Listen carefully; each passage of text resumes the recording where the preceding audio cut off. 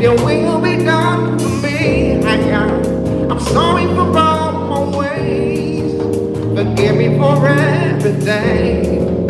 And Father, when I'm betrayed, help me forgive my friends. Save me from the devil. Lead me far from sin.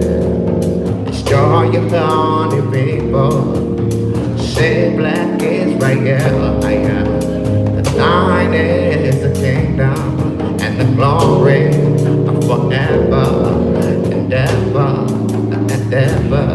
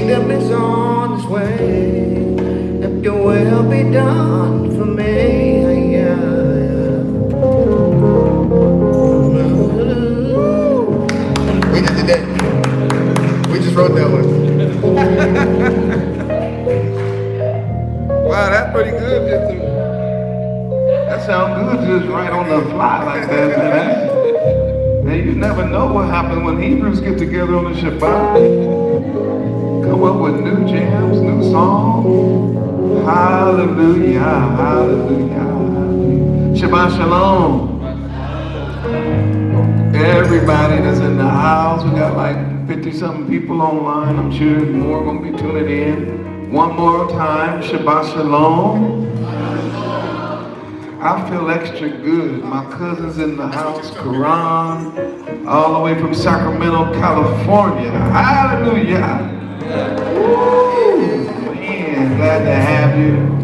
He's been watching. You know, it's always marvelous when the message goes out, but especially it touches you when your own kinfolk that you love with all your heart hear it. And man, me and Uncle Neville and Javon was just talking about how you never know who is listening and who's watching, and who Yah, let me straighten this out, and who Yah is waking up in these last days. When I saw Quran, he got out the car, he said, Shalom, Aki. I said, Shalom? What you know about Shalom? I said, man, I've been watching them videos, man. So I appreciate you being with us today, and I'm glad to have you anytime that you can make it down this way. And Toda Rabban Javon on the keys did a great job so far. Hallelujah. And of course, Teshua and Yaron, we appreciate it. I want to do the Shema. So I want to do the Shema. And you know what, Yaron, can you lead the whole thing and then do the men's part too? Can you do that? Let's try it. We need everybody's help. Come on, everybody. Let's stand up and praise God together.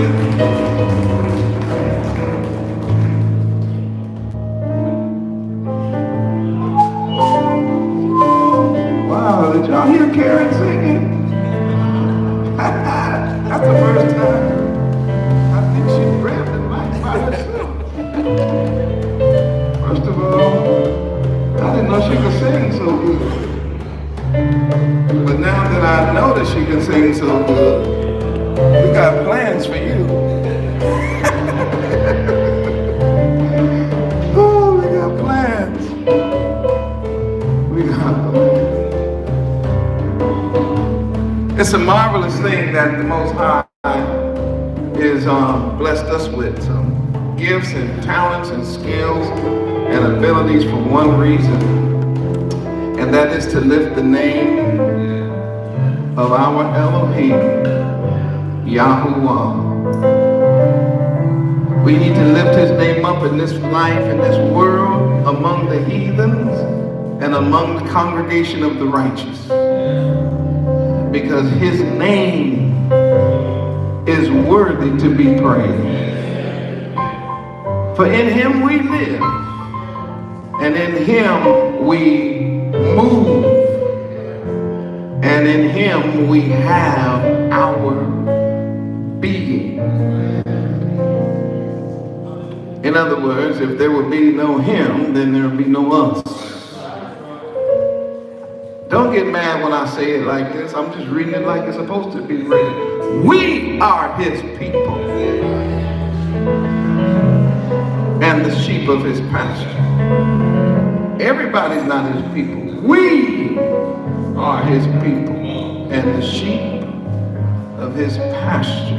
That's why we enter into his... See, we obey the Bible. We come in his gate with thanksgiving. We don't come in here with no long faces. What would that be about? You coming to worship Yah down in the dumps. No, we make a joyful noise. I look forward to that. When I come to Shabbat, I look forward to hanging out. I look forward to being in the room with everybody. I look forward to being online with those who are going to be with us watching live. This may be the only time some people get during the week for uplifting fellowship. You can be a part of a group that don't think you weird or strange. You can say hallelujah out loud as you want to. Ain't nobody tripping. All right. This is a powerful weekend we have coming up.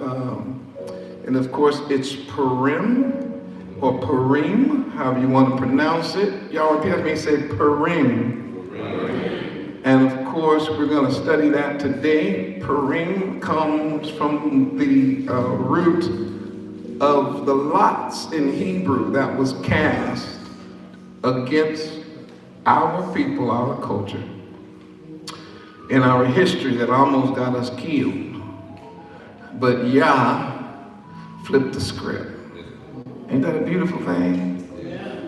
That's a beautiful, beautiful thing. It's in the book of Esther, and we're going to do that. I need everybody that's in the room to understand something. We're going to do some reading today, because we were commanded in Scripture that every year this record should be read among the congregation. This is something that our people need to get used to doing anyway. As a matter of fact, I heard a brother online. And I'm not against this brother, but I'm just trying to show you he wrong as two left shoes. This brother said you should not read the Bible from the beginning to the end. Yeah, no, he said you don't read the Bible like a book. You have to pick here a little bit and here a little bit, but he missed the scripture. And he even read Isaiah, but he misread it. And he misread it on purpose. Because it says that when you study the scripture, the first thing he says is precept or line must be upon line. You know what that means? It means one line after another line, after another line, after another line, until you get to the end.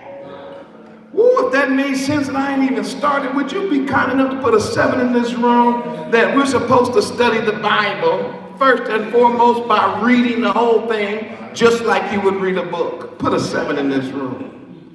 And those of you in this room say hallelujah. Hallelujah. Why do we have a book called The Beginning, Bereshit, if he didn't expect you to start in the beginning? What is going on in this world? You don't just pick up the book and just read it from the beginning to the end like it's a book, like it's a novel. Hebrew, hush. We don't need to hear that no more. They did that to us already when we were being raised in the Christian church.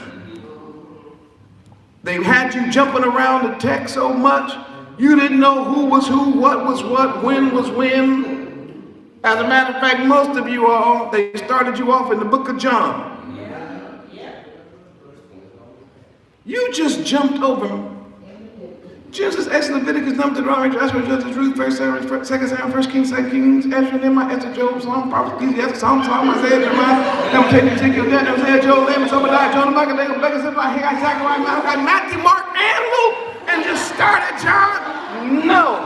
If that makes sense to you even more now, put an 11 in this room. We don't read the Bible like that. No, it's too many books, Javon. That's too many books to be skipping. And then it says, then when you look at John, because Yahuwah is so much smarter than we are, when you open John, notice what John said, in the beginning.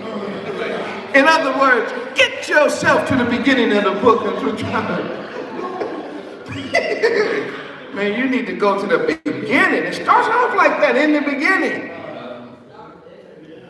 So we got to start in the beginning, and you need to keep reading the Bible just like that, all the way through. Now, once you have put the lineup online, then you're going to discover that in the lineup online, there are precepts. So then you start comparing precepts. These are the teachings or the instructions that we learn by studying it line upon line. So once you read the whole thing, then you can come back and go, man, there's some teachings in here that seem to be the same, like in Genesis. You see the same teaching in like Ezra, or you see it in Haggai. And that's when you start looking at the precepts and lining up precept with precept. Don't get it backwards. And then he says, here a little, there a little. Okay, that's the third level of biblical study, when you are able to say, now you all know the whole Bible, right? Everybody goes, yes. And then you go, and you understand this particular precept about such and such, you go, yes. Then you can say, all right, then look at this verse over here and look at this verse over here. Why? Because now we already have an understanding of the whole Bible. We've done it line by line. We've also studied the precepts. And now we can say, here a little, and there a little. Ooh, I'm trying to help my people. I'm trying to help my people when it comes to this most holy book. It's our book, written to us, by us, for us, through us, to us. Men were divinely inspired. That word means that Yah breathed the Ruach upon them and move them to write these verses and books down on our behalf. Why? Because we knew there would become a time when it would be rough on our people, and we would have to be able to find a way back to Him. I want to also say something about the Bible. The Bible is not a prejudiced book, but the Bible does pick out a particular nation called Israel, and highlights that nation throughout the rest of his book. But I want to tell my brethren out there that's preaching the gospel or call themselves preaching the Bible, that our Bible does not start with the nation of Israel. Ooh, I messed somebody up, didn't I? That's not where the Bible started. Who's the first man?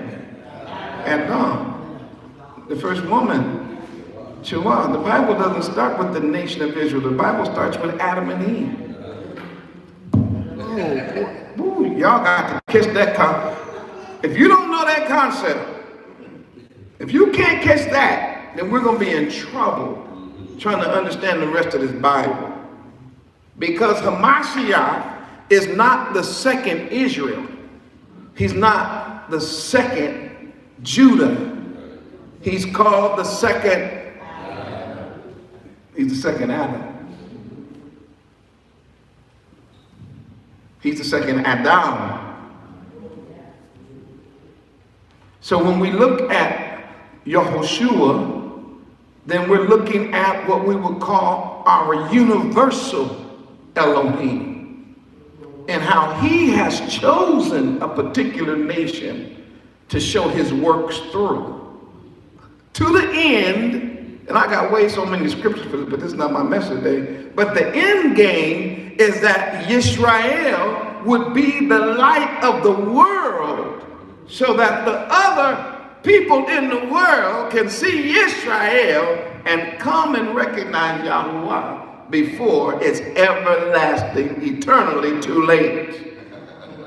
We were to be the light of the whole world. Now, I just want to put that out there, that Israel, this book was written primarily to the nations, but it didn't start with our nation. It started with Adam, and it gives the history of the world, and then we figure out why. Okay. Man, why the Wi-Fi want to mess up on me now? Now, ever since Israel became a nation, good to see you, Jan. Ever since Israel became a nation, Israel has been under attack by other nations. It is the truth. So before Israel was a nation, Israel was a family. Remember, that family ended up moving into Egypt because of a famine, and hallelujah, Yosef. So gracious, because watch this, his own brothers sold him into slavery. So before you start bragging on the 12 tribes, we had issues starting off.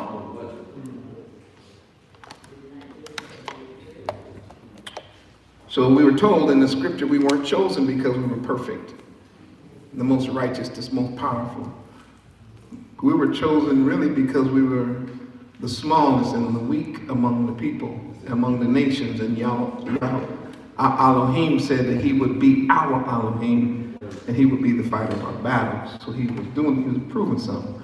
You know, the Egyptians put us in slavery and it was terrible. Don't be looking at these TV shows. They can't show you what really happened in Egyptian slavery. The Pharaohs were evil as hell. They were killing people at will. They rape at will. If you didn't make your tally of bricks, they'd snatch your son or your daughter, kill your baby, then take the corpse and mix it with the mud and make a brick and stick it in that damn pyramid and everybody keeps going over to worship. That's why they cried with great anguish to Yahuwah for deliverance. And that's when we get Moses. And even then, remember, they were afraid. Remember the Bible says they grew afraid of the Hebrew boys. And for no reason other than fear, they said, just kill him when you see him. If she push out a boy, kill it. But they said, no, we can't. Even the midwives was like, man, we can't be that cold-blooded. No, y'all asking us. Them Hananites was having us do stuff that was so far away from, or trying to make us do things so far outside of Torah. Even those women, I'm not doing that. So then they said, all right, since they didn't do that, how about this? He told his own soldiers, then when you see them, throw them in the river. And y'all trying to glorify this Pharaoh, this wicked dog that treated our people like less than animals? No, we got set free out of that madness. And then we ended up wandering. Now, I want to say something about our nation. It's always been under attack. Most of the time it's because the other nations around, well, it's a twofold thing. One reason is because nations around us will be jealous of us. So they were just like, we just don't like them. We don't like their hair. We don't like the color of their skin. We don't like the way they sing and dance. We don't like them. They think they all that because they can just pray to Yah all the time, and Yah comes fight for them, man. And when they need water, all they gotta do is pray and water fall out of the sky. And when they hungry, all they gotta do is pray and bread drop on the ground. Like, man, we can't stand that. That was one reason. Another reason was that they did not like us being the chosen is because we tried to be like them. Did y'all hear what I said? We had to get warned over and over again. Don't be like the heathen. Stop that. Don't be worshiping their God. Don't bow down to them. Don't follow. Matter of fact, don't even ask how they worship their God so that you can do the same thing. And what do? So how y'all do Easter again? Boil some eggs. We'll do that. How y'all do Christmas again? We can do that, and next thing you know, we are worshiping idol gods, little g's, right? Which then brings the wrath of our Elohim upon us.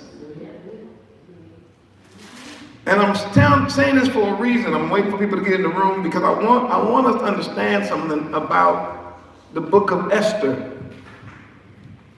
The book of Esther, today, I'm going to hopefully pull off the rosy-colored glasses that y'all have had on when you read this book because you're not understanding the truth about what's going on in the time of Queen Esther. And some of this information I'm going to give you today is going to be shocking. And some of it's going to be heartbreaking. And then ultimately, I pray it's encouraging. But it's time out for us living a lie. We got to tell the truth. And the best way to tell the truth is to let the Bible story tell itself. And I know we're not used to that. Because as soon as I start reading more than 10 verses, the sleep demon come in the room.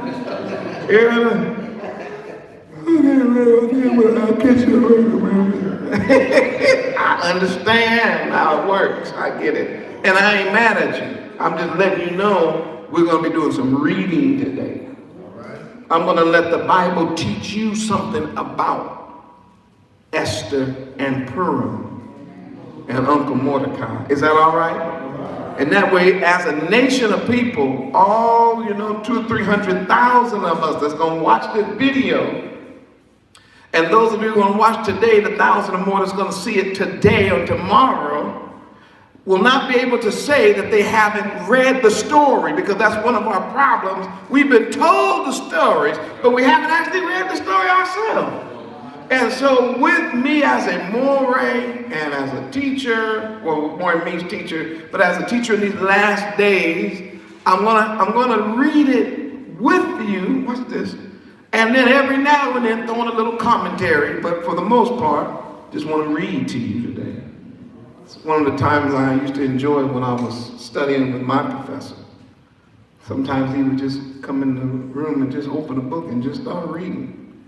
And it was very beneficial. So I want to do that with you today. If y'all want to ride with me through this, those of you in the room, post a 15, a 1, and a 5.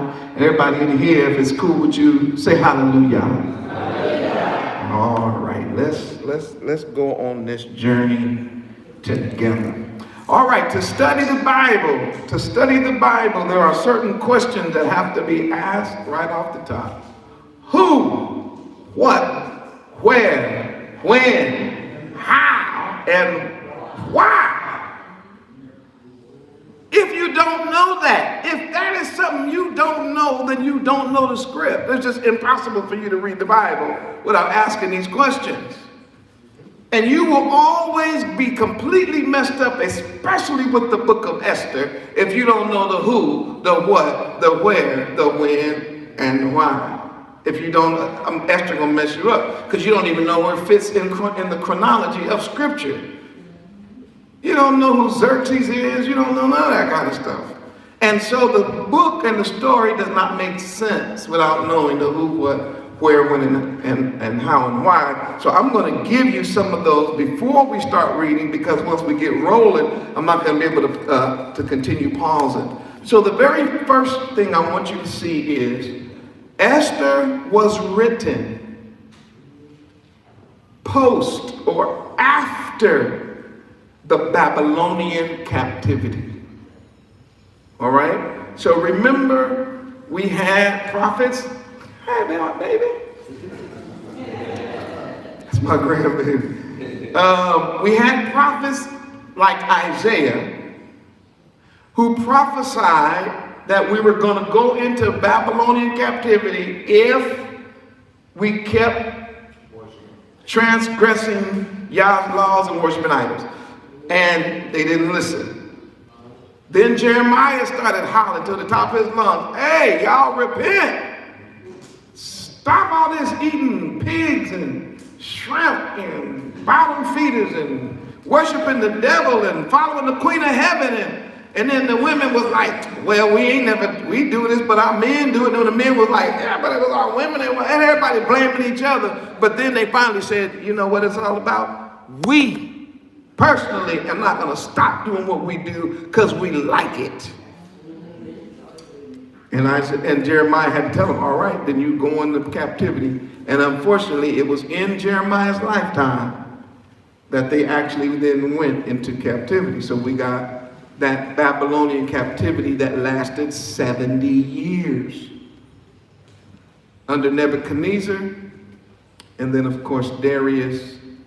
Nebuchadnezzar, then Belshazzar, and then Darius, which is very, very important in your history, because Darius did what? He declared. Wait, Uncle Neville, no war fought. No coup. No assassination of the king. No, the king just saw his name in the book and said, that's me. He said, yeah, that's you. You're supposed to declare us to be set free. He said, all right, then y'all go home. And the people around them said, you can't just let them Hebrew Israelites just go home. He said, I'm the king, I can do whatever I want. He said, as a matter of fact, y'all can go home and rebuild. You can go rebuild Jerusalem. And I heard that the walls were burned down and destroyed. So if you need wood and mortar, whatever you need, go on back and rebuild Jerusalem. And that's where you get the book of Ezra and Nehemiah. Now, do you understand where we are chronologically? All right. So when you get to Esther, chapter 1, there's something you need to see right off the bat. Esther and Mordecai, well, I should say Mordecai, I really should use his name first. They're not in Jerusalem. Persians. Mordecai got a question. Why are you in Shushan instead of in Jerusalem? See, that's how if you don't get that as a base of this book, you're not going to understand none of it. This is I'm giving you the who, what, where, when. I'm trying to show you something. Darius had already declared they could go home. But do you know them Hebrews was like, man, I went by the crib and man, that wall was all burned down. Man, all our gates was torn down. Man, my house that I used to live in, my grandmama in my house was all shack. It was all, looked like a shack. They didn't have nary a Target or Walmart. There was no theaters. There was no Neiman Marcus, no Macy's. They was like, whoo, no, we good. Yeah. Some of them Hebrews went down, looked at Jerusalem, was like, ain't no Wi-Fi.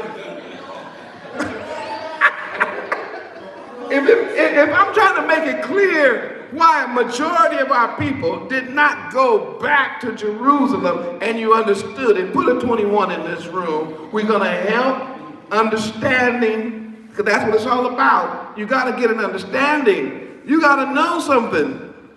When they went back, man, Jerusalem was sacked. Look at them 21. Folk learning something on the Shabbat. This Shabbat, right before Purim. The 21s are rolling because people are admitting something. Thank you for showing me the who, the what, the where, the when, and the how before we even start the book. So we are understanding something. That this is post-war. Now listen, because it's going to make sense you're wrong. But folk have chosen to remain in the land of their captivity.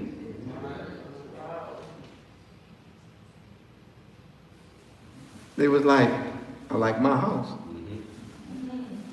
And when we get to Mordecai, I want you to notice something about him. Mordecai really likes living in Shushan because he lives at the gate of the palace. Can I say it like this? He set up. He chilling. Like, man, hey, nah, I'm not letting go of all this to go back down to Jerusalem and get behind some mules. No. No. I'm not doing that. I'm good in the city, chilling out here. Matter of fact, all of us is good. And that's the backdrop for this book, is that the Israelites, primarily Judah and Benjamin, had become at ease in a land and a nation that was not their own. And some type of way, through being there, they had forgotten that they had enemies.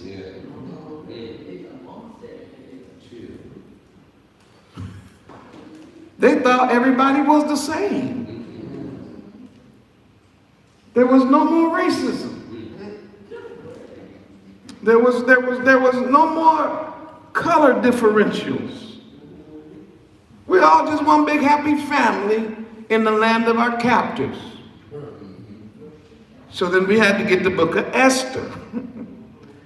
So let's deal with the who. The focus on the book of Esther is primarily Judah and Benjamin. Because remember, the first time the Assyrians came in to take our people, they took them up north and they dispersed them. The second wave of capture was Judah.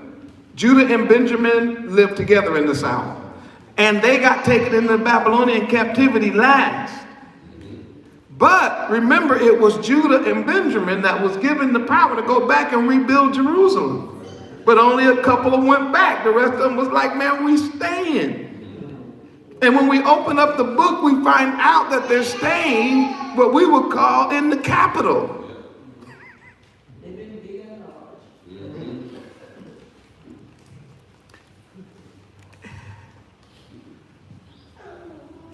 And Ahasuerus was the king. And it came to pass in the days of Ahasuerus, and that is the one who reigned from, what does it say? India to where? To Ethiopia. And because I know that a lot of Hebrews don't understand maps, I need to put this on the screen. One day I'm gonna figure out how to do this, and my staff can do it while they're, administrators can do it while I'm teaching. But I'm putting this on the screen right here to show you. Can you turn that camera real quick? I want y'all to see this. We gotta see what's going on here.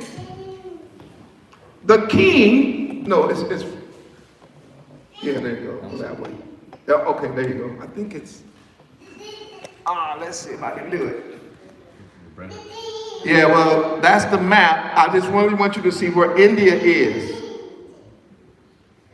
All right, those of you at home, you can look it up. Those of you in the room, I'm gonna have this up for a second. Do y'all see India right here? You see how big India is? Next to it, Pakistan. Next to that, Turkmenistan. Under that, Iran. Next to that, Turkey. Under Turkey, under Syria, Iraq, under Iraq, and off to the side, Oman, and under that, Yemen. I'm helping Zion today. Go down, you see what? Ethiopia. Come up, you see the Sudan, and go up again, you see what? Okay. This little bitty place right here, that's Israel. You see that? See how small Israel is? I'm trying to help you understand something. That this king, when he rose to power, he rises to power after Darius has set the people free, told everybody they could go home. Uh-oh, let me get it back. That was the devil.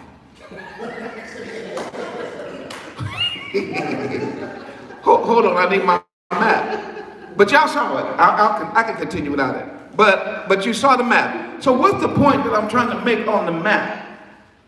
The point of the map is to show you that the entire area that they now call the Middle East, all the way up to Greece, and you saw it on the map, was controlled by this man who was the king. And we know him today as Xerxes. I'm going to get that ancient map back up again. Let me see if I can do it. Let's see.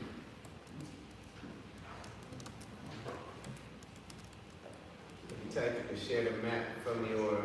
Oh, there we go. Okay, I got it. All right, now I want you to see something. You see how big India is? Pakistan, Afghanistan, Tajikistan, Iran, Turkey, Syria, all the way to Greece, Egypt, Libya, Sudan, Chad. All this area right here was controlled by this man. And do you know that most of the time when you study world history, you have not even heard of the Persian Empire. You haven't heard of Xerxes.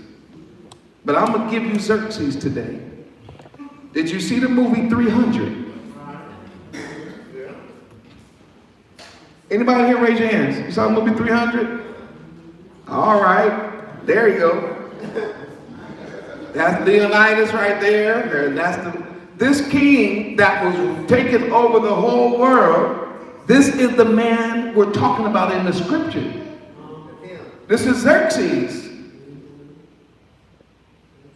I want you to understand. Now, of course, this picture of this European is not him. And Leonidas, that ain't no Leonidas either. These are Europeans playing African people. They always do that. And by the way, I don't understand why we have to keep lying to people. It's 2020. Let's just tell the truth. These people are of either Semitic or Hamitic descent. We're not dealing with anyone in the book of Esther from France, Germany, Russia. Are y'all with me here? Sweden, Scotland. I read to you in the map, I showed you the map of the people we're dealing with. We're talking about India to Africa. That's right. So this is an African story here. That's right. And what happened when this guy, you saw the movie, in 13, I mean in the movie 300, this particular fella goes on a conquest. Remember, he's made it to Greece. And he starts to work his way conquering Greece until he comes up against who? Leonardo. Until you come against him. And he's in, what's the name of the city he was in? Spartacus. Now, the truth is they did get whooped though. But it was Spartacus, it was the defeat there. And all the bloodshed and all that caused the rest of Greece to band together for war. And I'm trying to help you all understand something. And from this coming together of the nation of, I'll use the word for lack of a better term, for the nation of Greece coming together and banding an army is where we get eventually Alexander, which y'all call the Great. Now do you understand where we are in history? We're before Alexander the Great, but we're during the reign of this guy right here who was literally taking over the whole world. And he was evil. I'm trying to pull the rosy colored glasses off of you today when we study this book. Some of y'all may not make it to the end, but I hope you can make it to the end with me, because if you can, we're going to have a wonderful time of rejoicing. All right, let's go back to the text now. And, this is something that just always gets me.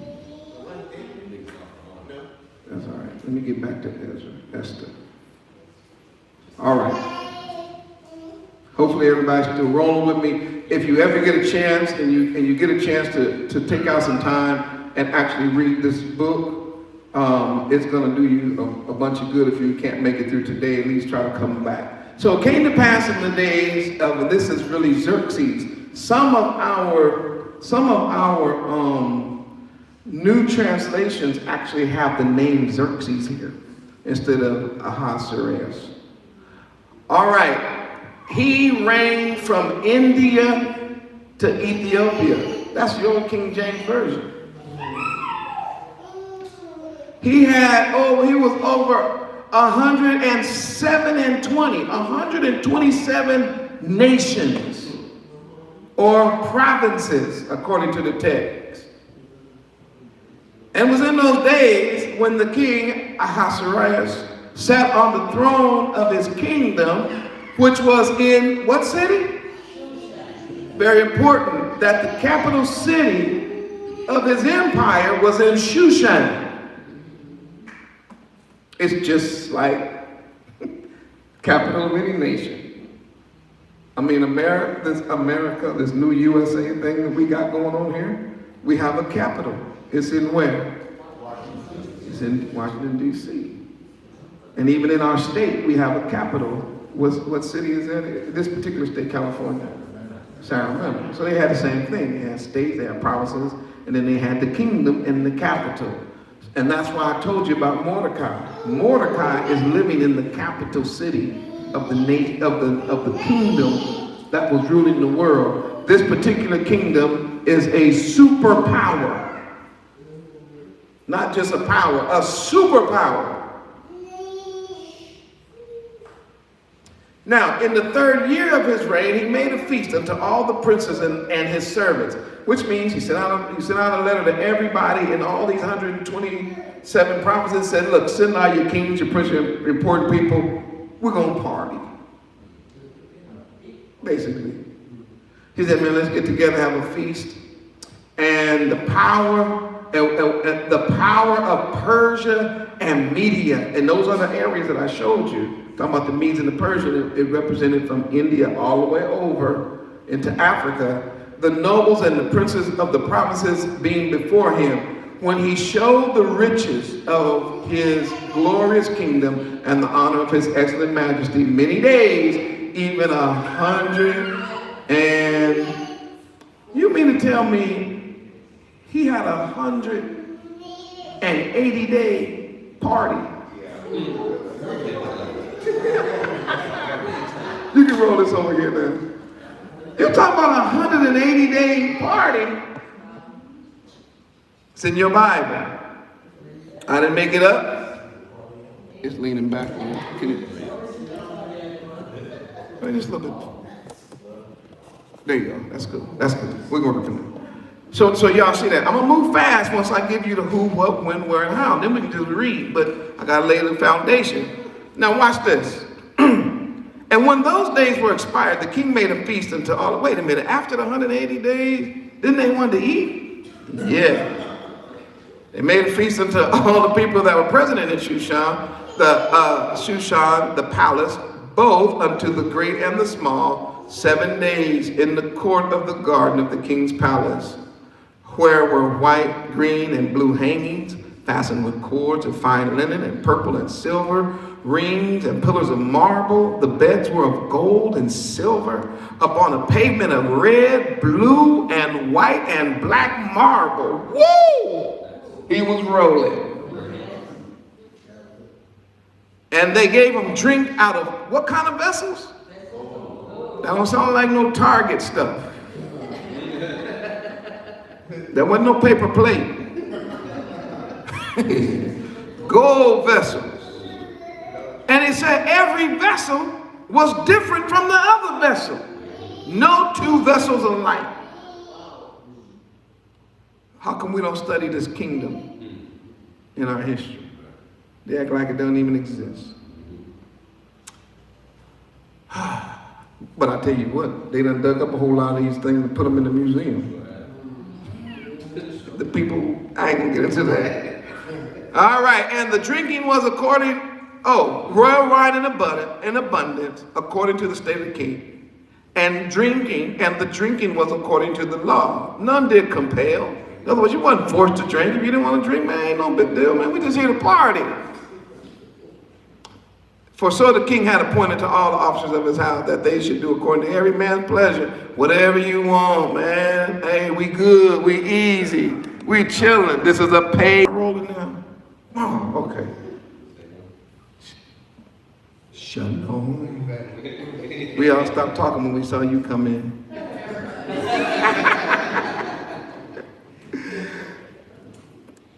All right. So the law was, hey, everybody chill. Do whatever you want. We just gonna have a good time. According to every man's pleasure. Verse 9. Also Vashti, the queen, which was his wife at the time, made a feast for the women in the royal house, which belonged to King Ahasuerus. And on the 7th day, when the heart of the king was merry with wine, in other words, after 7 days of drinking, he was drunk. Are we gonna read it like it's supposed to be read? You drink 7 days straight after partying for 180 days, you're gonna be drunk. He was drunk. If you understand that the king was drunk right now, would you put a 21 in the room? Everybody say, he was drunk, but he was over 21. Put a 21 in the room. He commanded Mehumam, Biztah, Harbonah, Bigtah, remember that name, by the way, and Agtha, Zetar, Carcas, the 7 chamberlain that served in the presence of Ahasuerus, the king, to bring Vashti, the queen, before the king with the crown royal. There you go. Crown royal in the Bible.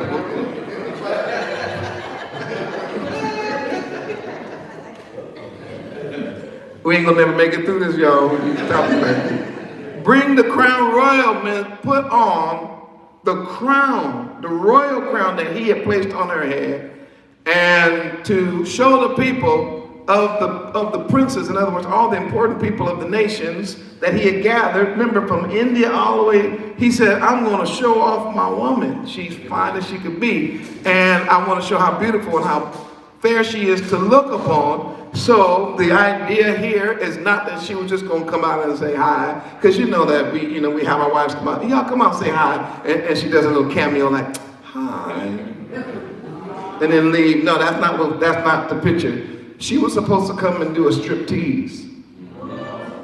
That's the picture. That's what he was having her to do. And so that's what the kings did. They had people come out and they dance, and they have these veils, and every time they do whatever, they keep pulling off clothes until they're naked. And his whole thing was to show the world the beautiful wife that he had. That she was the most beautiful person in all of the province, was what he was trying to prove. Verse 12, but the queen, and he was drunk, so let's just understand that. But the queen refused to come at the king's command by his chamberlains. Therefore was the king very wroth, and his anger burned in him. So we see now that he said, look, I need to come in and do that little striptease dance you be doing with me. She's like, boy, please, I ain't coming out there for me. Like, oh, no. Girl, you better recognize who the man is. And they went back and forth. So then the king said unto his wise men, which knew the times. For so was the king's manner toward all that knew law and judgment.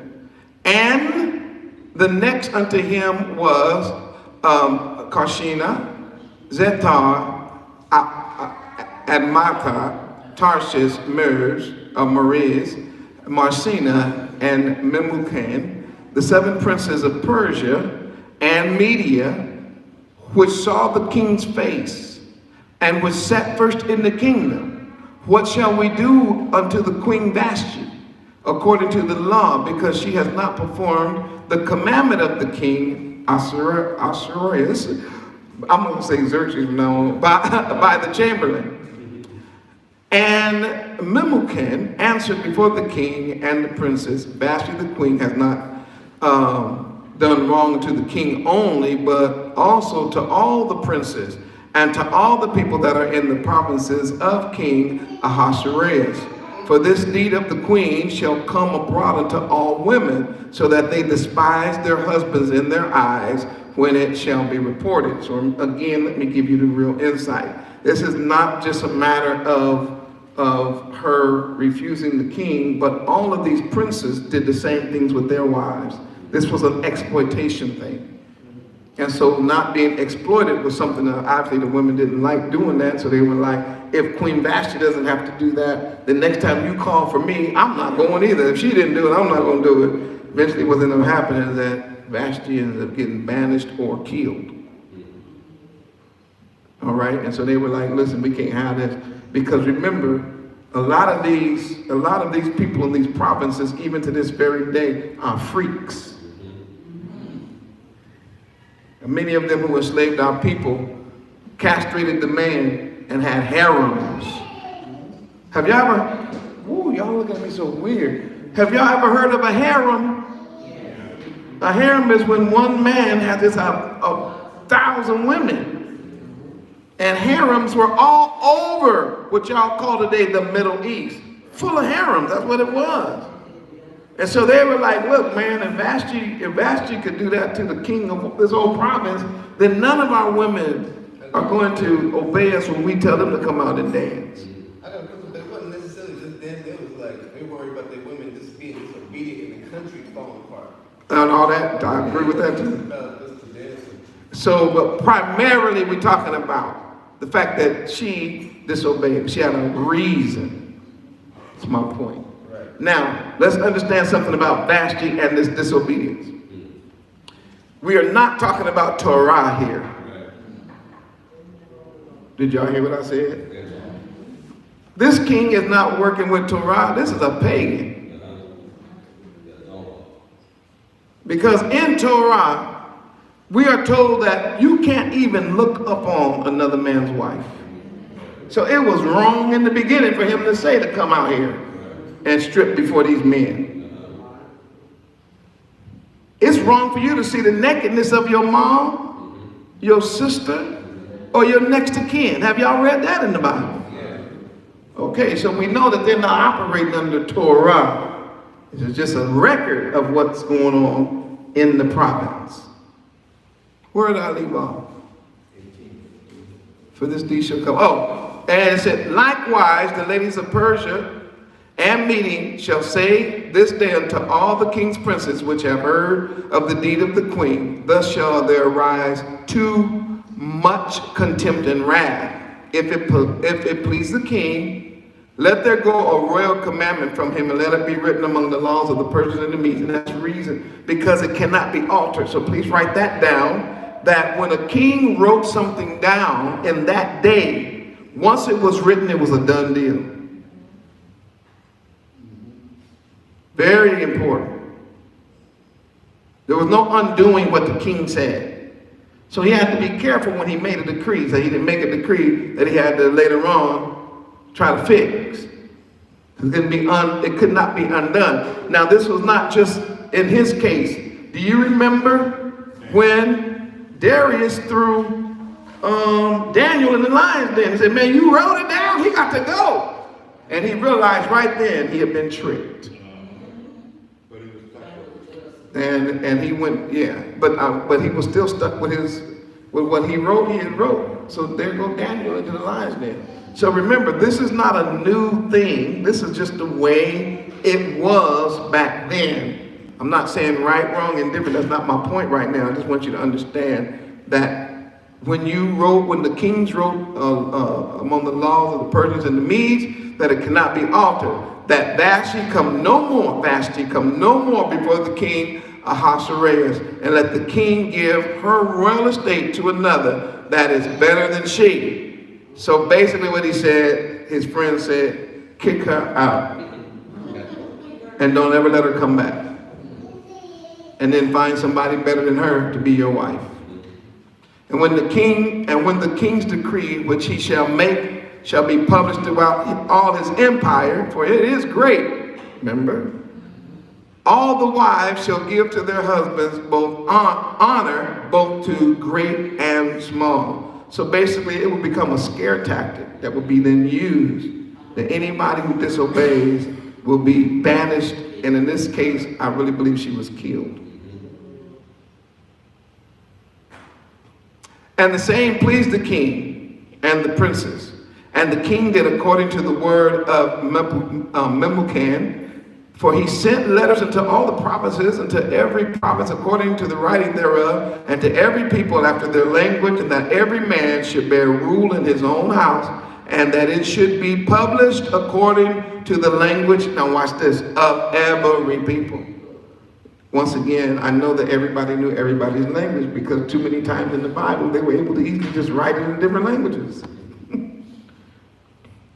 All right, let's go to chapter 2. How long I've been up here? Oh my goodness gracious. Y'all hang in, I'm reading a lot faster now. We've done the introduction, let me just read. After these things, when the wrath of King Ahasuerus was appeased, he remembered Vashti and what she had done, and what was decreed against her. Then the king's servants that ministered unto him, then said the king's servant that ministered unto him, let there be fair young virgins sought for the king, and let the king appoint officers in all of the provinces of his kingdom, that they may gather all the fair young virgins unto Shushan the palace, to the house of women, and to the custody of heads, the king's chamberlain, the keeper of women, and let their things for purification be given them, and let the maiden which pleaseth the king be queen instead of Vashti. And the thing pleased the king, and he did so. So basically we're saying, look man, if you need another wife, won't you just gather up all the most beautiful women in your province, and then just choose one and you can have her.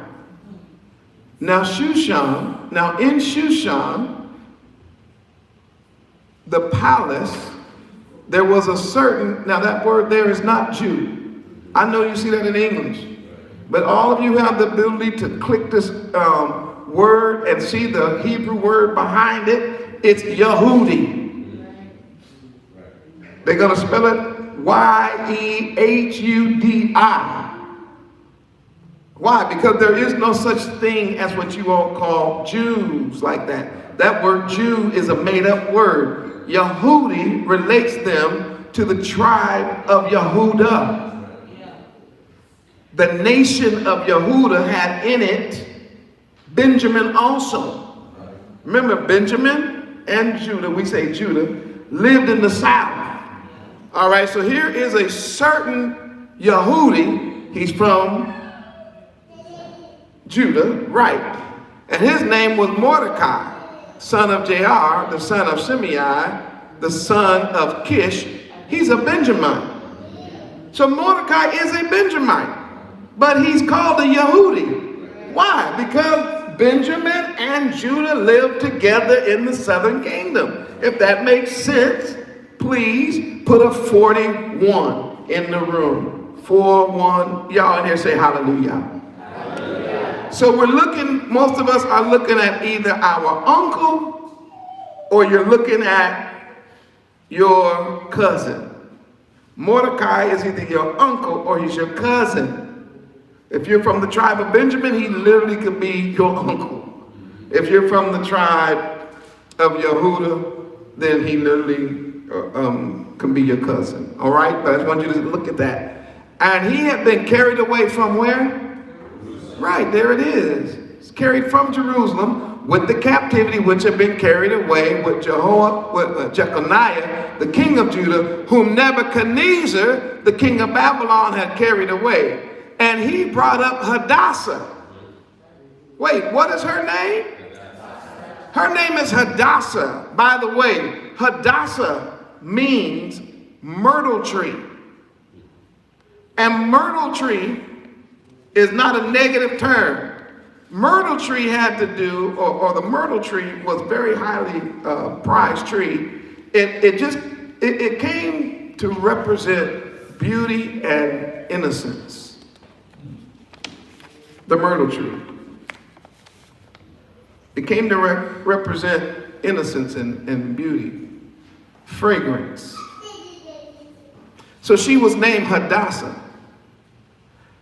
But eventually she's going to be known as Easter or Esther. Did y'all hear what I said? Why? Because the Babylonian name is going to represent the Queen of Heaven. So her name literally will become Star. So her first name is Hadassah, meaning the myrtle tree, which is very beautiful and innocent and precious. It will be changed to Star or Esther or Easter or Esther.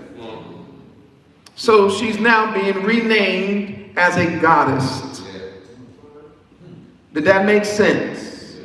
If that makes sense, put a 61 in the room. We're going to go a long way with these numbers today.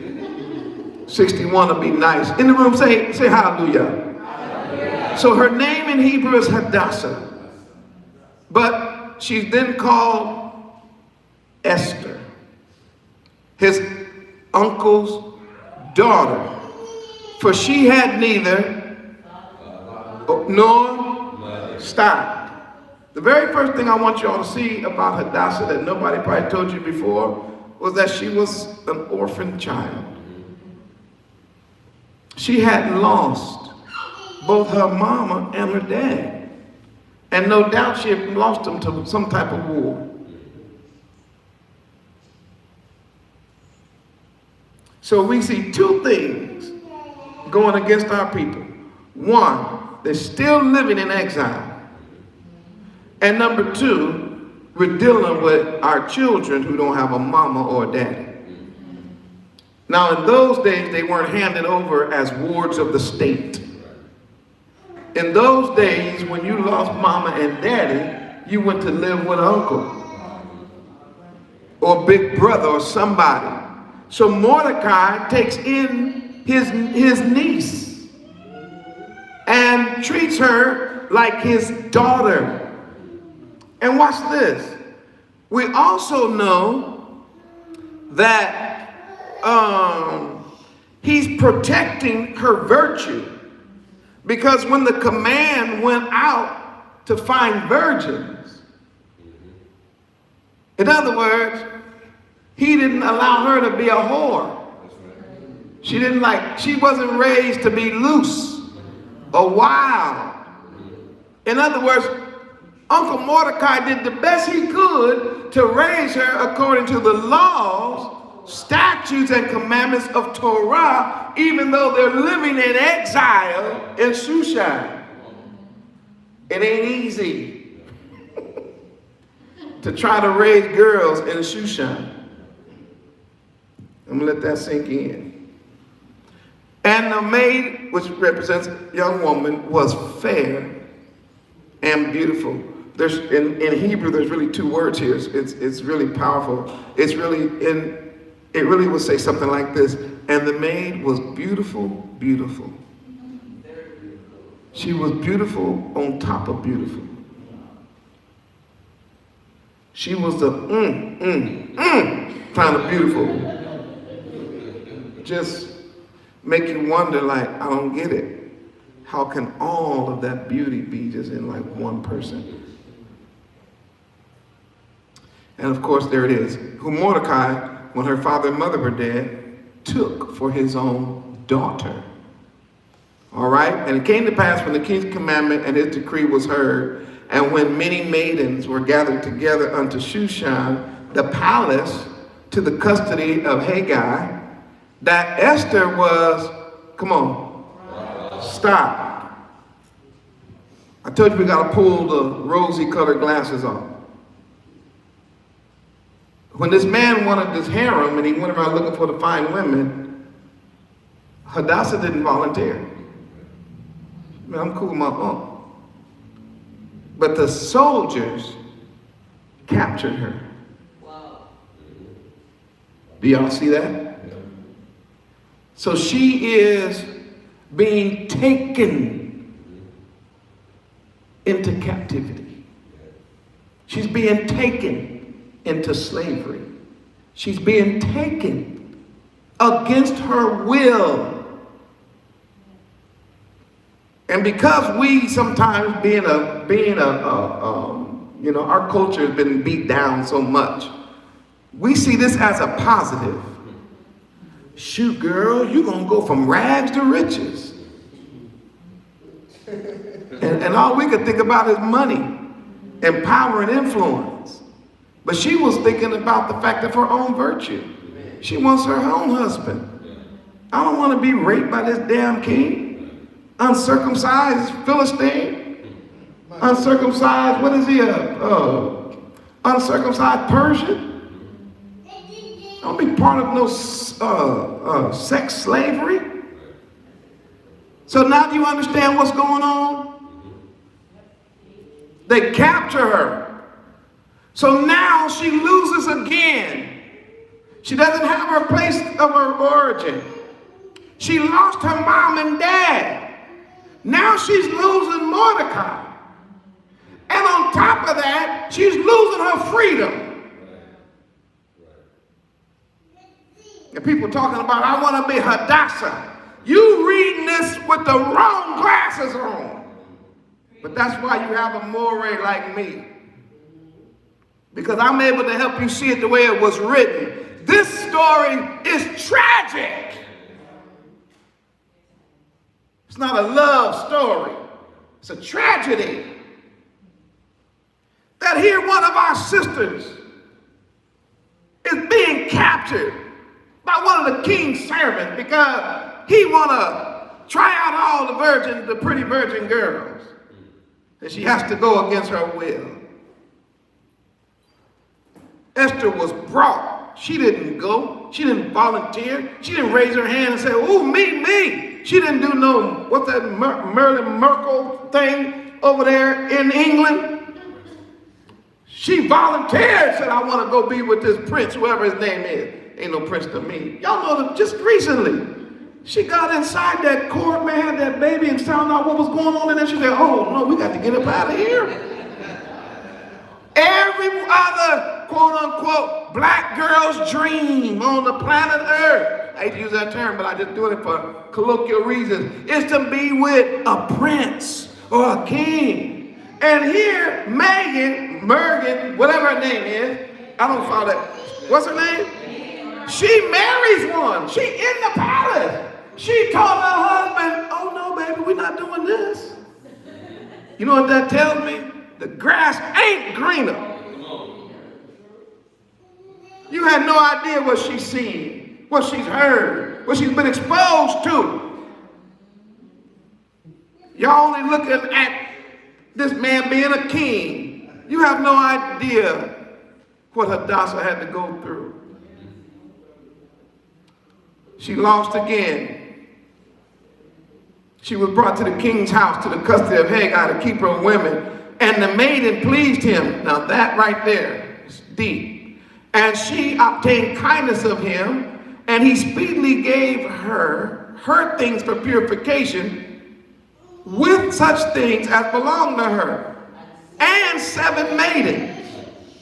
So she was immediately like, oh man, she's so fine. This is the girl. This is the one right here. I know. This is it. So whatever you need, you get it. And then I need 7 more young ladies to get with her and do what? He says, we're giving her out of the king's house, and he preferred her and her maids unto the best places. Put her in the best place of the house. Esther had not showed her people nor her kindred. In other words, she didn't tell everybody she was Yehudim. Now, pause. If she was a white European girl from Sweden, from Germany, from Russia, nobody would have had to ask her. She couldn't hide her nationality. How you gonna be white amongst all them black people and be like, I ain't gonna tell nobody who my culture is? No, she blended in with everybody else, just like I've been telling you. The Hebrews look like everybody else in that region, because that's where we're from. If that makes sense, put a 71 in the room. I'm just trying to help you see things without rosy glasses. Why not just read it? She was able to keep her identity covered. Why? Because all the people in the East looked the same. This ain't about being right or wrong, good or bad, white is good, black is bad, black is good. There ain't none of that. Just trying to show you the truth. Just like you and I. If you ever get a chance to go to the Middle East, you're going to see your twin there. I guarantee you. Because that's where you're from. Those are your real people. What they call the Middle East was really Africa. All right. Where are we? Oh, because Mordecai had charged her that she should not show it. And Mordecai walked every day, I like this, before the court of the woman's house. Why did he do that? To know how Esther was doing and what would become of her. Do you see the difference between Uncle Mordecai and today's day? Mordecai wasn't fooled by that palace. He like, shoot, I'm finna watch what's gonna happen to my baby. Even though she's grown, but you know you never do get too grown for your dad, right? And she had became like a daughter to him. And so he was just gonna stay close. I think if anything would have broke out, he was about to tear something up, I guess. I don't know what he was gonna do.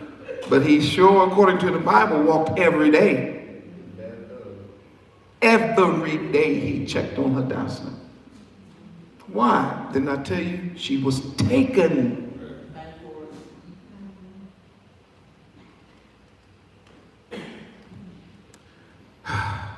Verse 12. Now every maid's turn was come.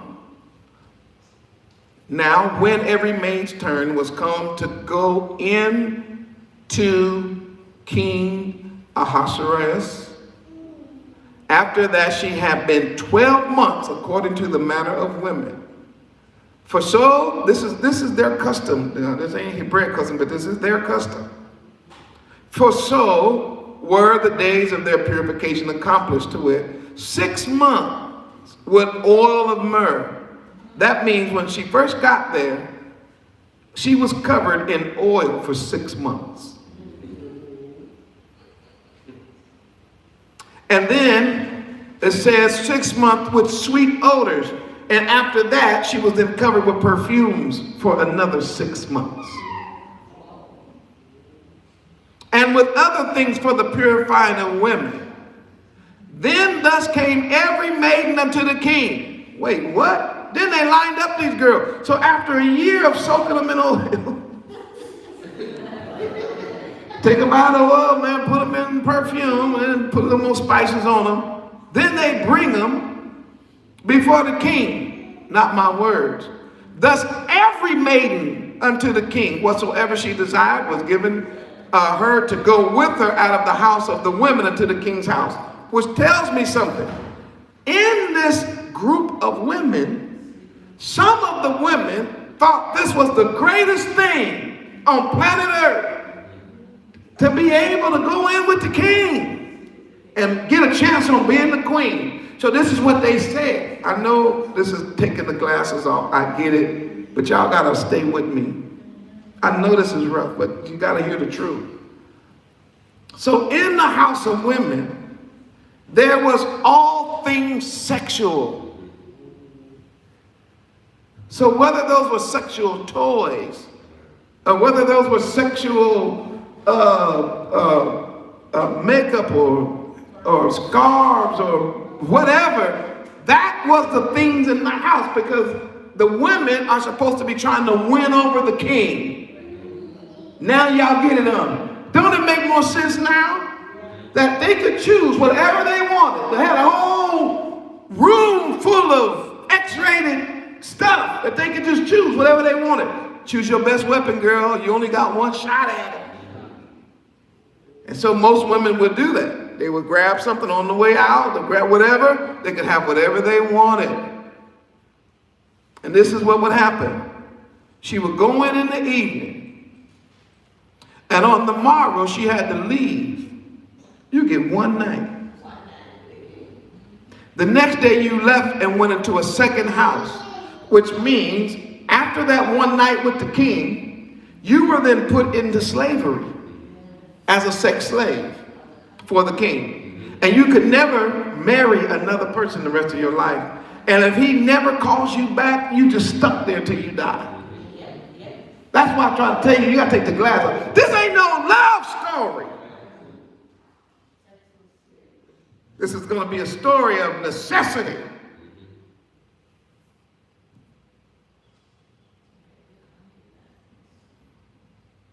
y'all didn't believe me. Which kept the concubines. She came in unto the king no more, except the king delighted in her, and that she was called by what? That means he had to remember her name. Now this king, in this particular phase of his life, lined up at least 365 virgins. At least, because he had one every night, and then she had to leave. And he did this for a year, at least a year, to prove his wife, to prove which one he wanted. Which means there is 365 rapes, acts of rape going on right now. Because this man of power has the ability to snatch one of these Hebrew girls and have his way with her, and then kick her out into some kind of stall. And if he don't remember her name, so what? Now I think y'all getting a real picture when you slow down the reading. And this is the sad verse.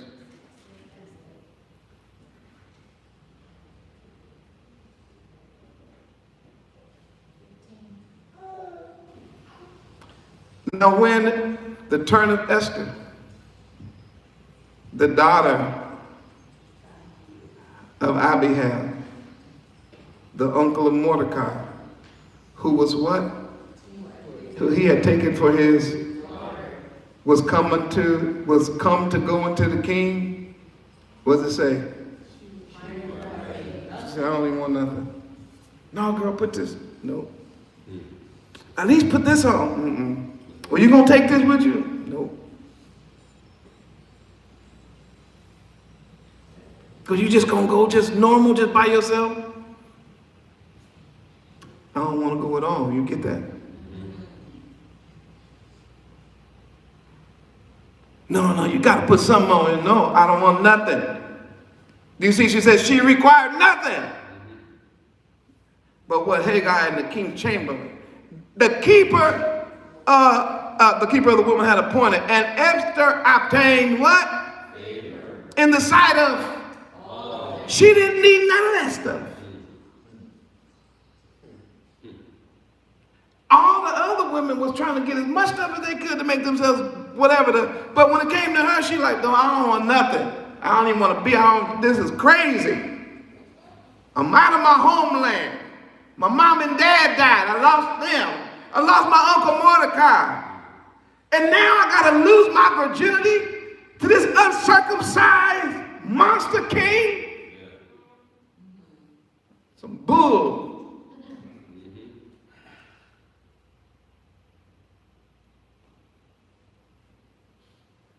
So Esther was taken into the king, into his house rise, into his house royale in the 10th month, which is the month Tebet, in the 7th year of his reign. She had to go. Taken. Not volunteer. Taken. She despised him. She despised the throne.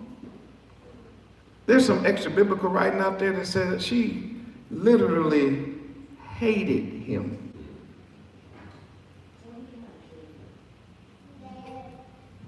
It says, and the king loved her, though, above all women. Now, ain't that just the way it is, huh? So out of all the other women, he'd fall in love with her, the one who don't want him.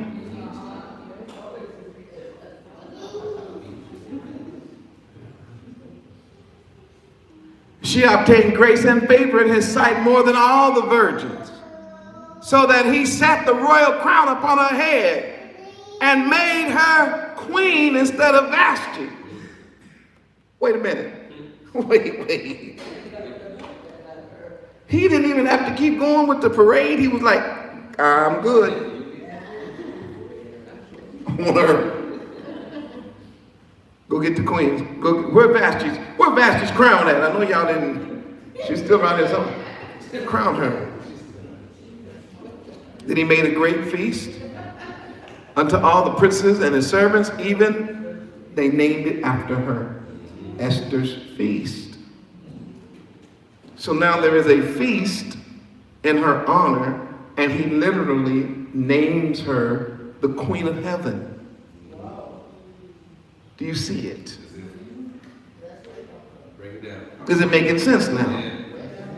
How high she is and how big this province is, all the way from India, all the way to Africa, and now she's the #1 woman. He made a release to all the prophets and gave gifts. He was so happy. Everybody got a gift according to his riches. The Bible says the state of the king. And when all the virgins were gathered together the second time, then Mordecai sat in the king's gate. Esther had not yet showed her kindred nor her people, as Mordecai had charged her, for Esther did the commandment of Mordecai. What? Like as when she was brought up with him. She didn't say, well, now that I'm in the king's palace, I ain't finna listen to nothing you got. No, she was like, hey, I want you to know, Mordecai, my uncle, that even though I'm here, I ain't never forgot my people. I haven't forgot you. I haven't got my training. I just gotta suffer. I don't even know why I'm in this situation, but I'm just gonna suffer it all the way through, I guess. And in those days while Mordecai sat in the king's gate, wait, Mordecai, why are you in the king's gate? Oh, this is all happening because y'all didn't go to Jerusalem. You in the gate. The word gate represents authority, not just a gate like a gate in and out, although he probably did sit in a physical gate. But the gate represents more than a physical entrance. It represents a place of authority.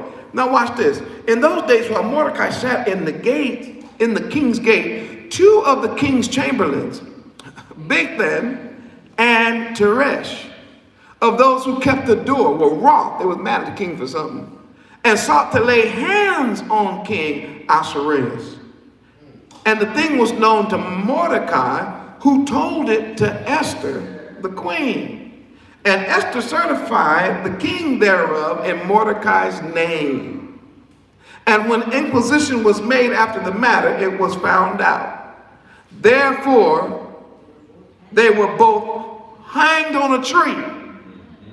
And it was written, now underline this in your Bible, it was written in the book of the Chronicles before the king.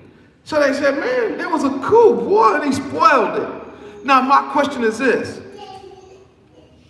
What kind of woman did Esther have to be to not let that coup go through? Because if that would have been anybody else, my mom and dad is gone. You stole me away from my uncle. You took my virginity. You forced me into a crown I don't want to have to wear. And now I got information that somebody wants you dead and the trap is set. And she thought about it, she was like, I'm gonna tell him. And she told him. And the king's life was spared. Did y'all hear me? She saved his life first. That's all I'm trying to get you to see. Ain't nobody taught that to you. Maury taught to you just now. I want you to do this. Put a 100 in the room because we're all learning what? Together. She had a choice. She said, no, I ain't gonna kill him. I'm not gonna let him be killed. She wasn't gonna kill him. I'm not gonna let him be killed. All right, y'all hang with me for a couple more chapters and then we'll be done. After these things did King Ahasuerus to promote Haman, the son of Hammedatha, the Agagite, and advanced him and set his seat above all the princes that were with him. Verse 2. And all the king's servants that were in the king's gate bowed and reverenced Haman, for the king had so commanded concerning him. But Mordecai bowed not, nor did him reverence. Wait a minute, the king gonna hire a number one man. He told everybody, hey, bow down when you see Haman. Mordecai was like, man, I ain't bowing down here. You must know who I am. I'm a Hebrew Israelite. I'm with Yahudah. I'm a Benjamite. And so he wouldn't reverence him. Then the king's servants, which were in the king's gate, said unto Mordecai, why transgressest thou the king's commandment? And you see no answer. I love that. Now it came to pass, when they spake daily unto him, and he hearkened not. No, he never listened. I'm not bowing down to Haman. Ever. So every day, man, just bow. Man, just bow. You see what kind of pressure you get under when you're living in the land of your captors?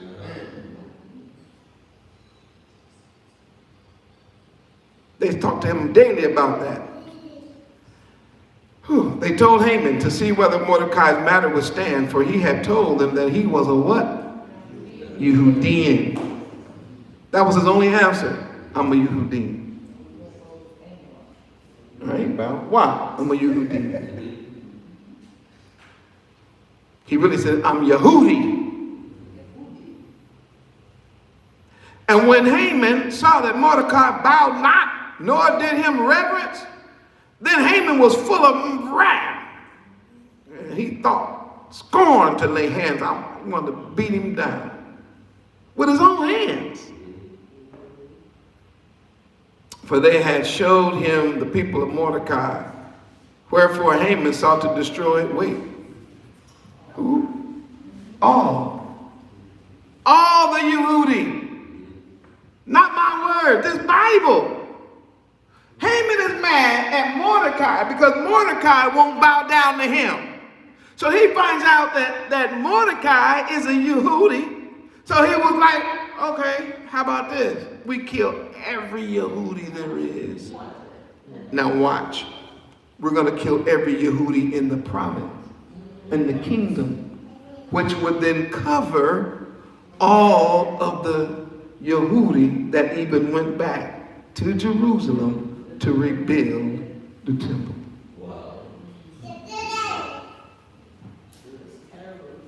Every day your life is in peril. You have no idea how many people plotting against you. You just down there trying to raise some chickens and some goats and go fishing every now and then and don't have no clue that somebody up is trying to figure out a way to wipe you off the face of the earth.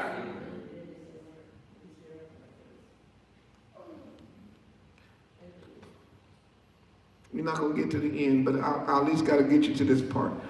In the first month, that is month Nisan, in the 12th year of King Ahasuerus, they cast Purim. There's the name for Purim. Pur, that is the lot. We would say they cast lots. Before Haman day to day, and from month to month, to the 12th month, that is the month Adar. And Haman said unto King Ahasuerus, there is a certain people. Now he's lying. He said people. But he really only mad at Mordecai. But Mordecai sits in the king's gate. So he just can't flat out say, I want to just kill Mordecai. So here's his lie. There's a certain people scattered abroad and dispersed among the people in all the provinces of thy kingdom. Now he's right about this part. And their laws are diverse from all people. Neither keep they the king's laws. Therefore it is not for the king's profit to, that word suffer, means to allow them to continue. So he's saying, man, look at the people that don't follow you. They don't follow your laws. The best thing to do is get rid of these people because they're going to be a problem in your kingdom.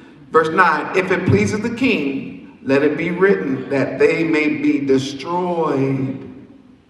What? And I will pay 10,000 talents of silver to the hands of those that have the charge of the business to bring it into the king's treasuries. And the king took his ring. I tell you, this is an evil man. He's wicked. take them rosy-colored glasses off. This king, without doing any further research, just pulls his ring off his finger, gave it to Haman, the son of Hananiah, the adjutant. The Yehudi's enemy, the Yehudians' enemies. And the king said unto Haman, the silver is given to thee, the people also, to do with them as it seemeth good unto thee. What the heck? Whatever you want to do, man, just kill them all. If you get the money, I'm good.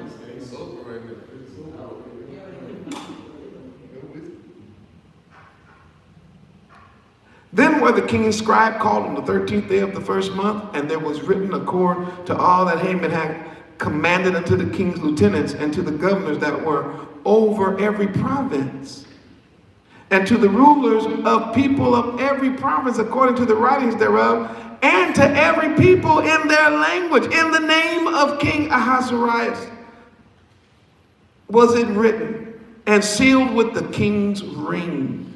And the letters were sent by post unto all the king's prophets to destroy, to kill, and to cause to perish all Yehudi, both young and old, little children and women, in one day, even upon the 13th day of the 12th month, within the month Adar, to take the spoil of them for a prey. What?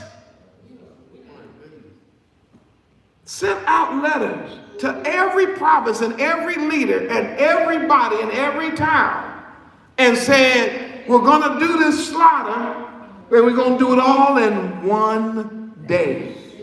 Then we're going to take all of their possessions and give it to the king. In one day. We one day from annihilation? It was going to happen in one day. So the copy of the writing for a commandment to be given to every province and published to all the people, that they should be ready against that day. And the post went out. In other words, the letter went out. Everybody got a letter, being hastened by the king's commandment. I mean, they were like, okay. And the decree was given in Shushan, the palace. Wait, it started in the palace. Why? Because Mordecai is the one he really wants dead. So he gonna make sure everybody in the palace get it. And the king and Haman sat down to drink, but the city, Shushan, was perplexed. The king is in there drinking with, but wait, we just got a letter saying, kill all the heathen. We gotta kill all the brothers. We gotta kill the sisters. We gotta kill the Israelites. What is going on with this? And why is the king drinking over this? Esther 4. And you guys are really impressing me by staying online this long. And those of you in this room, if you got to go, I get it. Mordecai requests Esther's help here. Watch this. When Mordecai perceived all that was done, Mordecai rent his clothes and put on sackcloth with ashes and went out into the midst of the city. Now remember, he sits in the gate, but now he's going to make a public display. He goes out into the city with these ashes on, sackcloth, and he cried with a loud and bitter cry, and came even before the king's gate, for none might enter into the king's gate clothed with sackcloth. And in every province, whithersoever the king's commandment and his decree came, there was great mourning among the Jews, among the Yehudim, fasting, weeping, wailing, and many lay in sackcloth and ashes. Now, I want you to see how quick the tables turn. That's my whole point. Remember I told you in the opening words of this lesson that they were living in Shushan and in the provinces of Babylon, not going back to Jerusalem because they thought they would never be bothered in Babylon. They thought they were cool, they was chilling. This man is living in the capital. No. The best place to be is where Yah wants you to be.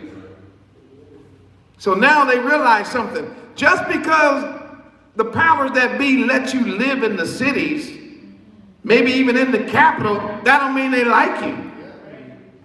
That don't mean all the people have accepted you. That does not mean that you don't have enemies.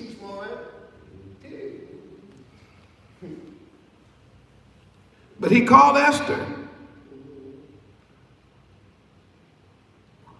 for Hathach, one of the king's chamberlains, whom he had appointed to attend upon her, and gave him a commandment to Mordecai to know what it was. Oh, then called Esther, for her one of her chamberlains, because she wanted to know what's going on with my uncle, right? Gave him a commandment to Mordecai to know what it was and why it was so. So Hathach went forth to Mordecai into the streets of the city, which were before the king's gate, and Mordecai told him of all that had happened to him and the sum of money that Haman had promised to pay the king's treasurers for the Yehudim to kill them or to destroy them. Also, he gave him a copy of the letter. He had to write it, of the decree that was given at Shushan to destroy them, to show it to Esther. Oh, wait a minute, Esther hadn't seen it. Said, hey, show this to my daughter. I know that's his niece, but y'all know what I mean. That's become like his daughter. Show this to her and declare it to her, and to charge her that she should go in unto the king to make supplication unto him and to make requests before him for her people. He said, tell my baby she's got to go talk to the king. Just go talk to him. Why? Because all of the Yehudim in every part of the world, the known world, is going to be killed. So, verse 9, and Hathach came and told Esther the words of Mordecai. Again, Esther spake unto Hathach and gave him a commandment unto Mordecai. All the king's servants and all the people of the king's provinces do know that whatsoever, whether a man or a woman shall come into the king's inner court who was not called, there is one law of his to put him to death. The word back was, listen, I ain't got a problem talking to him, but there's a law. It's a written law that if a person comes into his presence and they haven't been called, they are to be killed on the spot. So now, her life is going to end up being threatened. What kind of life is this? I'm an orphan. Mom and dad gone. Taken from my uncle. Captured. Drug into slavery. Had to lose my virginity to this uncircumcised maniac. And here I am now, had to save his life because he ain't smart enough to know that the person right next to him trying to kill him. And now there's a letter going out for he's getting ready to kill everybody, and I got to go before him. Watch her though. She told her uncle, she said, if I go and he don't call me, I'm going to be put to death. He has to hold out the golden scepter in order for me to live. But I have not been called to come unto the king these 30 days. So here's what's interesting. He's married to Esther, and yet they haven't been together for 30 days. See, y'all thought this was a love story. This is a tragedy. So what kind of life is that? Even if she wanted to have a husband, he ain't no real husband. He got a new woman every night. And some of our people so silly and so stupid. Hey, that'd be fine with me. Sure. Long as I'm living in the palace, long as I got get my hair did, as long as I can do this, as long as I can get this, as long man, hey, no. We have to resurrect some type of character in our people, like Hadassah. No, it's not all right. Not all right to bow down just to money and power. I'm going to prove it to you. I'll show you. I'm going to prove it in these next couple of verses. Watch this. And they told to Mordecai Esther's words. Then Mordecai commanded to answer Esther. Think not with thyself that thou shalt escape in the king's house more than all the Jews. In other words, you know this edict that's going out to kill everybody is going to reach the king's house. In other words, you're going to get you too. Say, well, how is that? For if thou altogether hold thy peace at this time, then shall the enlargement and the deliverance rise to, the deliverance arise to the Jews from other places. But thou and thy father's house shall be destroyed. And who knoweth whether thou art come to the kingdom for such a time as this? Interpretation. When they start killing Hebrews, somebody gonna say, you got a Hebrew living in the palace. And at that time it's gonna be too late. Why? Because it's been written and he can't take it back. He said, baby, you're not safe. You worried about him you worried about dying in front of him because he don't put out the scepter for you, but I promise you, you're going to die anyway. Then Esther, I love this. Then Esther bade them return to Mordecai with this answer. I like this. You see how this message going back and forth? Watch her. Watch what she said. She said, take my uncle, tell him this. Go get all the Yehudi that are present in Shushan. Tell everybody, fast for me. You see the humility?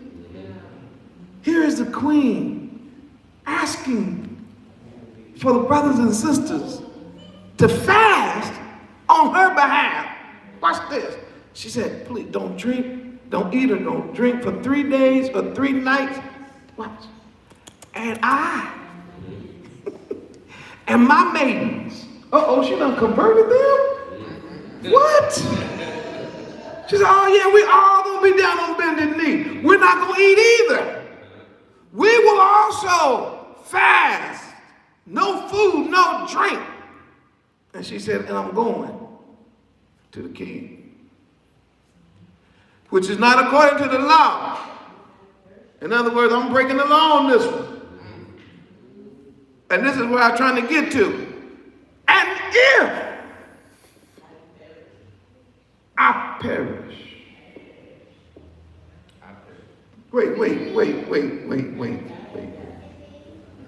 Wait.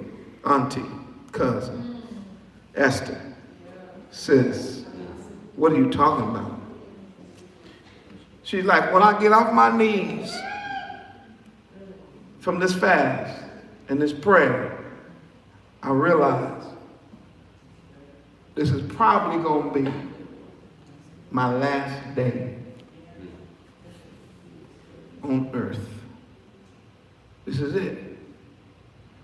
And if it is, it is. If I perish, I perish. Because it's like this, if he killed me, I'm dead. If I die, I'm dead. If it's over, it's over. But tell Mordecai, I ain't going out like a punk. Tell him he didn't waste his time on me. Tell him he didn't waste his prayers. Tell him he didn't waste his energy. Tell him I remember how he raised me, the law, statutes, and commandments, and taught me how to be a champion for my people. Yes, I lost it all. I lost my mama. I lost my homeland. I lost him. I lost my virginity. I lost my freedom. And now I might lose my life. But tell him, if I perish, I perish. Hallelujah. know Mordecai was like, now that is the Hadassah that I raised. That's the Hadassah. I knew it was in her. I knew it. I told her, baby, it could be this very hour while you're in the predicament that you're in. Can you imagine you, an orphan, you taken from you, a slave, you being used by Yah to be the salvation of all of his people? You might have been born just for now. This whole thing, the whole tragic of the whole thing that happened to you all this time could be coming down to this one moment right here. She said, I promise you, I won't let you down. Ooh-wee. So, Mordecai went his way, did according to all the Esther commandments. Mordecai went straight to, hey, look, everybody pray. You, snack master, put down them chips. We praying. You over here, you alcoholic, I see you still trying to get a sip of wine before. We praying, put it down. Can you hear him now saying it? Everybody, we praying. And we're fasting. Watch this. For my baby. She got something to do tomorrow. She got to go talk to the king. And this ain't no plaything. Now it came to pass on the third day, not my words, Esther put on her, what she do? She got dressed. She's like, hey, Kim, you know what I'm trying to say? I gotta do what I gotta do. She went in that closet, saw that royal, she said, I won't put that on. I know I'm dealing with an uncircumcised Philistine. Put that royal apparel on. She put that royal apparel on and walked, according to the Bible, she stood in the inner court of the king's house. Wait, she's in the inner court of the house, over against the king's house. So she's just standing there, just looking. Royal garment flowing, she just standing there, looking beautiful.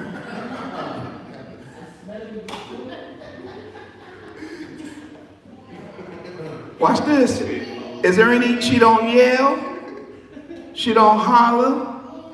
It says, verse 2, and it was so when the what?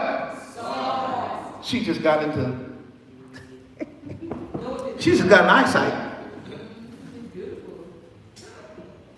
He walked by, he's, girl, whoo, girl, hey, girl, we doing me like that with your fine self. Woo! And it says, literally, she obtained favor. And the king held out his golden scepter, was like, you may come in. Just standing there. Do you see how high and lifted up our people was at one time? Do you see how majestic we were at one time? That's why you hear me ranting and raving so much about how they're tearing our women down. It's not always been our culture. She was just standing there. She didn't act a fool. She just stood there. He saw her standing in the court.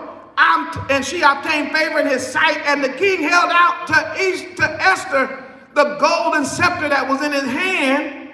So Esther drew near, touched the top of the scepter, it's like the lamed, touched the top of it, then said unto the king, then the king said to her, what wilt thou, Queen Esther? What you want, baby? What you want, queen?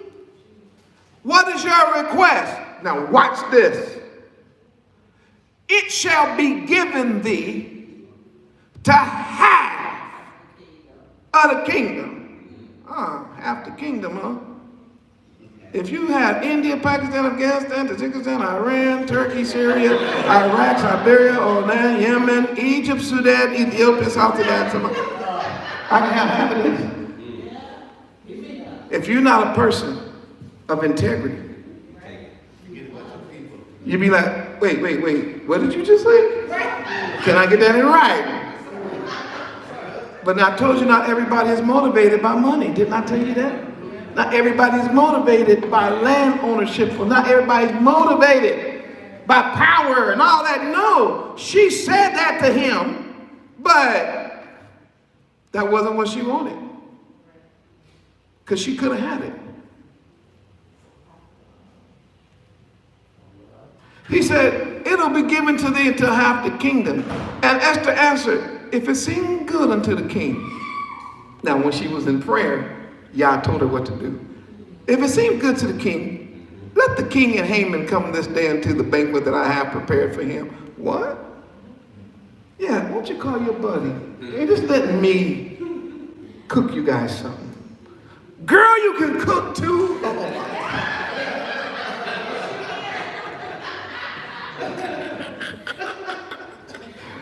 Are you serious?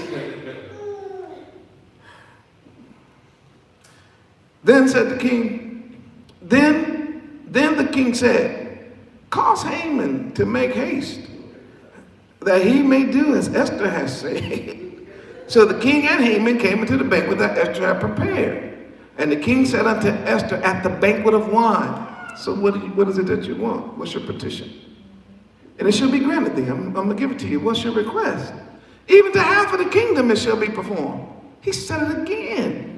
Like, do you need something? Because if it's that, I mean, you can have half the kingdom as far as I'm concerned. Just pick it.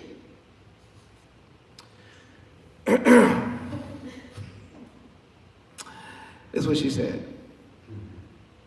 Then Esther answered and said, my petition and my request is, if I have found favor in the sight of the king, and if it please the king to grant my petition and to perform my request, let the king and Haman come to the banquet I shall prepare for them, and I will do tomorrow as the king has said. In other words, do it again. Now we're going to see, the plot check. We got to go to a different side of the story. We're going back to Mordecai. So we're leaving them in the banquet. We're back over talking about this. Then went forth Haman. Then went Haman forth that day. What was he? And what? He was so happy. He had a private lunch with the king. He had a private banquet with the king and the queen. Wow. He was uppity up and muckety muck. He was feeling himself. But when Haman saw Mordecai in the king's gate, that he stood not up nor moved for him. In other words, you see me walking, Nick, you better go around.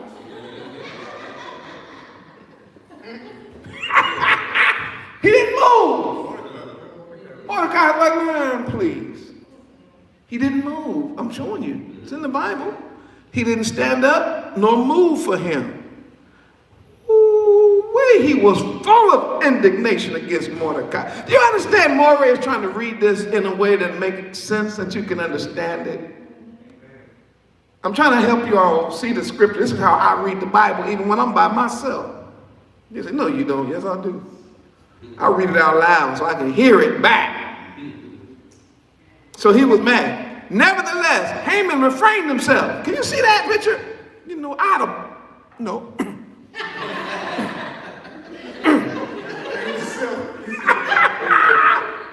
Refrained himself. And when he came home, he sent and called for his friends and Zeresh his wife, and Haman told them of the glory of his riches and the multitude of his children and all the things wherein the king had promoted him, and how he had advanced him above all the princes and servants of the king. Haman said, moreover,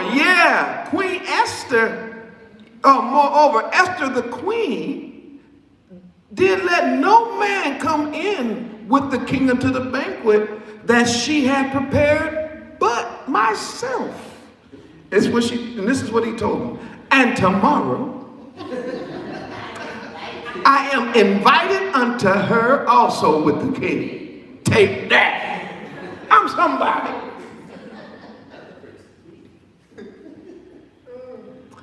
But then he said this, yet all of this, it don't mean nothing to me. So long as I see Mordecai, the Yahudah, sitting at the king's gate. Like all this men, I gotta walk by this Hebrew, this Israelite, who won't stand up, won't bow, and this time, he wouldn't even move out the way. Wait a minute. Then Zeresh, his wife, got an evil woman. And all of his friends said, let the gallows be made. What? That's hanging. Let the gallows be made. Wait, 50 cubits high. She said, we're going to hang him. And tomorrow speak thou unto the king that Mordecai may be hanged thereon. Watch this. Then go thou in merrily with the king into the banquet. Say, man, put them gallows out. Tell them, man, we're going to kill this. And then, man, you could be happy. Go down, sit down, eat you a good meal. And Haman said, that sounds good. Build them gallows.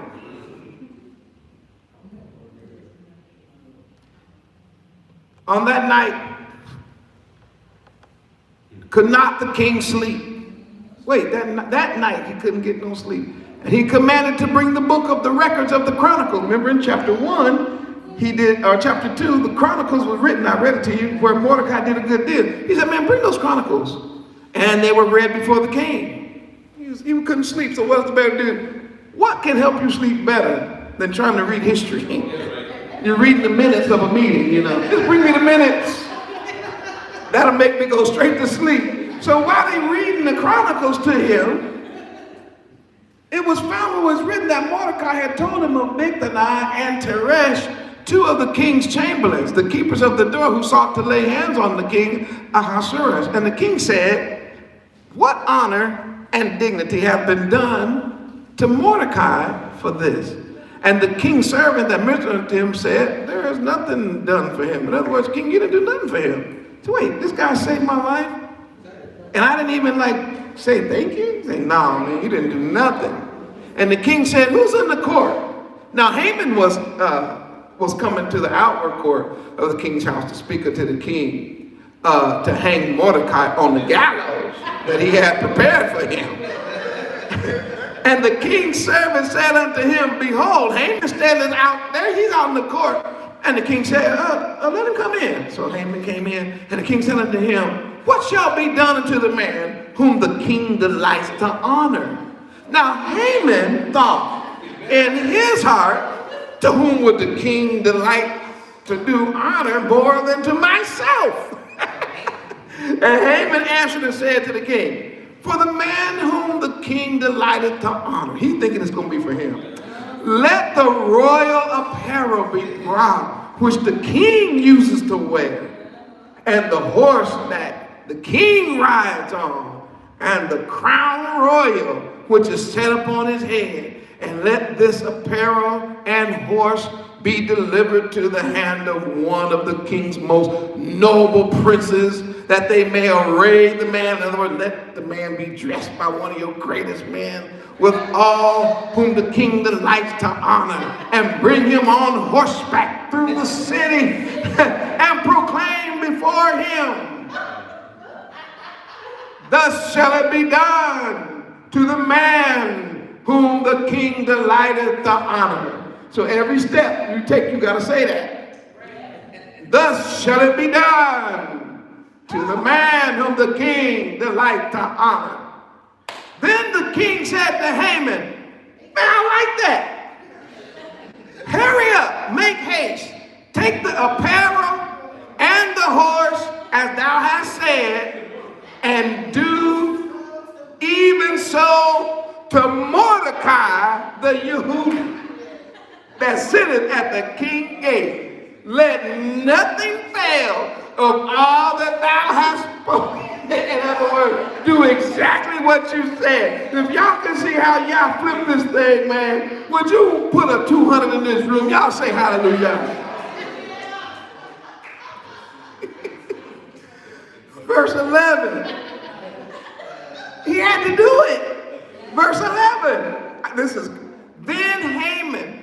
Then took Haman the apparel and the horse, and arrayed Mordecai, and brought him on horseback through the streets of the city, and proclaimed before him, Mordecai. You gotta say this in front of the whole world. Listen, this is what Haman had to say. Thus shall it be done unto the man whom the king delights to honor. Mordecai on the horse. And he's walking, saying, thus shall it be done unto the man whom the king delights to honor. Over and over and over again, all through the city. Verse 12, and Mordecai came again to the king's gate, but Haman just ran home.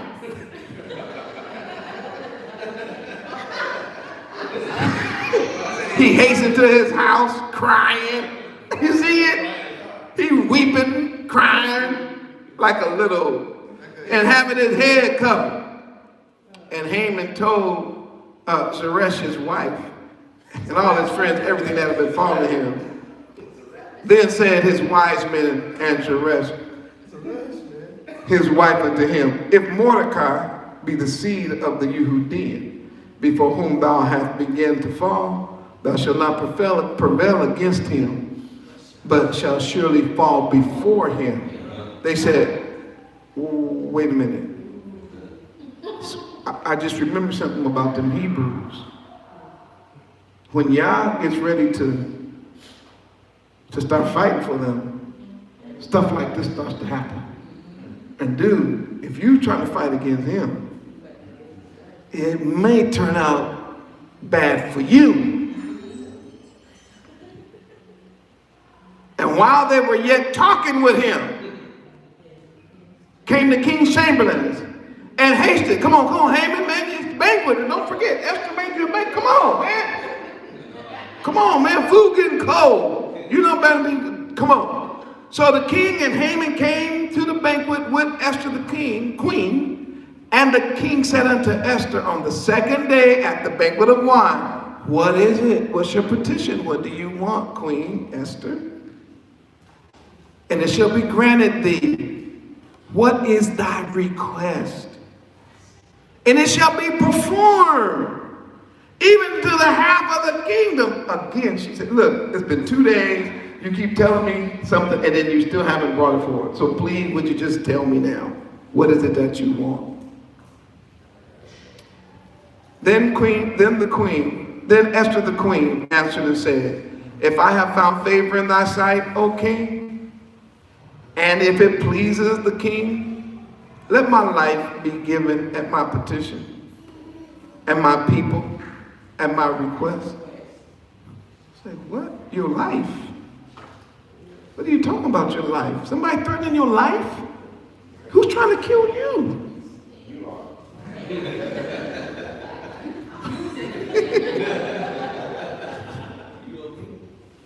For we are sold. Do you see it? I and my people to be destroyed, to be slain, and to perish. She said it's already been written. We've been sold out for silver and gold to be killed, slaughtered, destroyed, perish.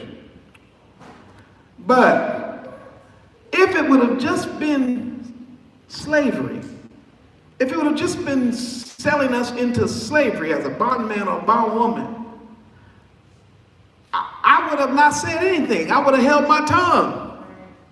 Although the enemy could not contravail the king's damage. Then the king answered and said unto Esther the queen, who is he? And where is he? That there's even presume in his heart to do something like this. Who would even dare try to kill you and your people? Esther said, the adversary and the enemy, the devil and his enemy, is this wicked,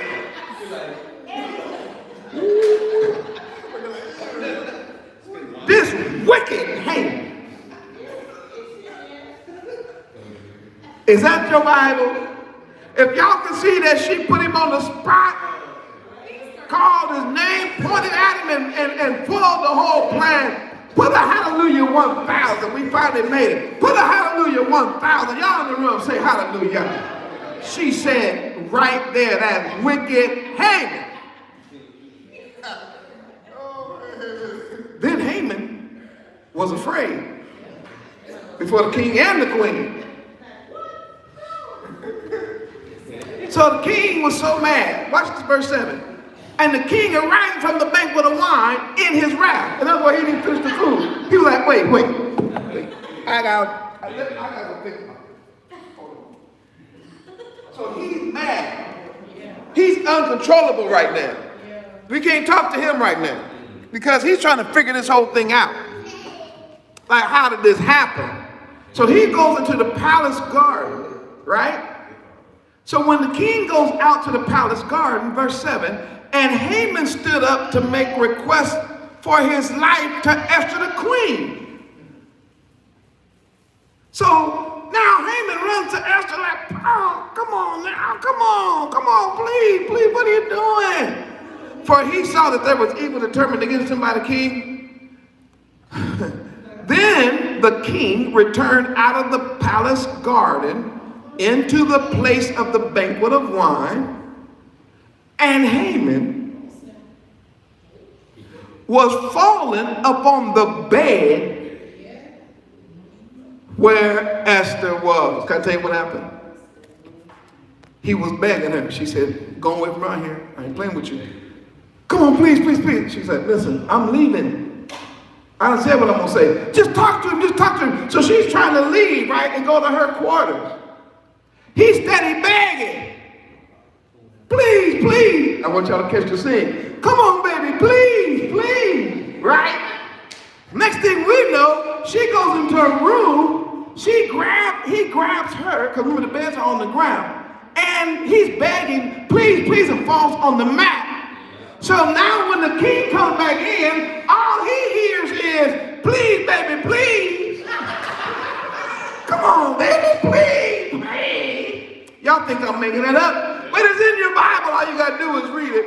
And the king arrived from the banquet of the wine in the palace, and Haman stood up to make request for his life after the queen, for he saw that evil was determined against him by the king. Then the king returned out of the palace garden into the place of the banquet of wine, and Haman was fallen upon the bed whereon Esther was. Both of them had fell on the bed.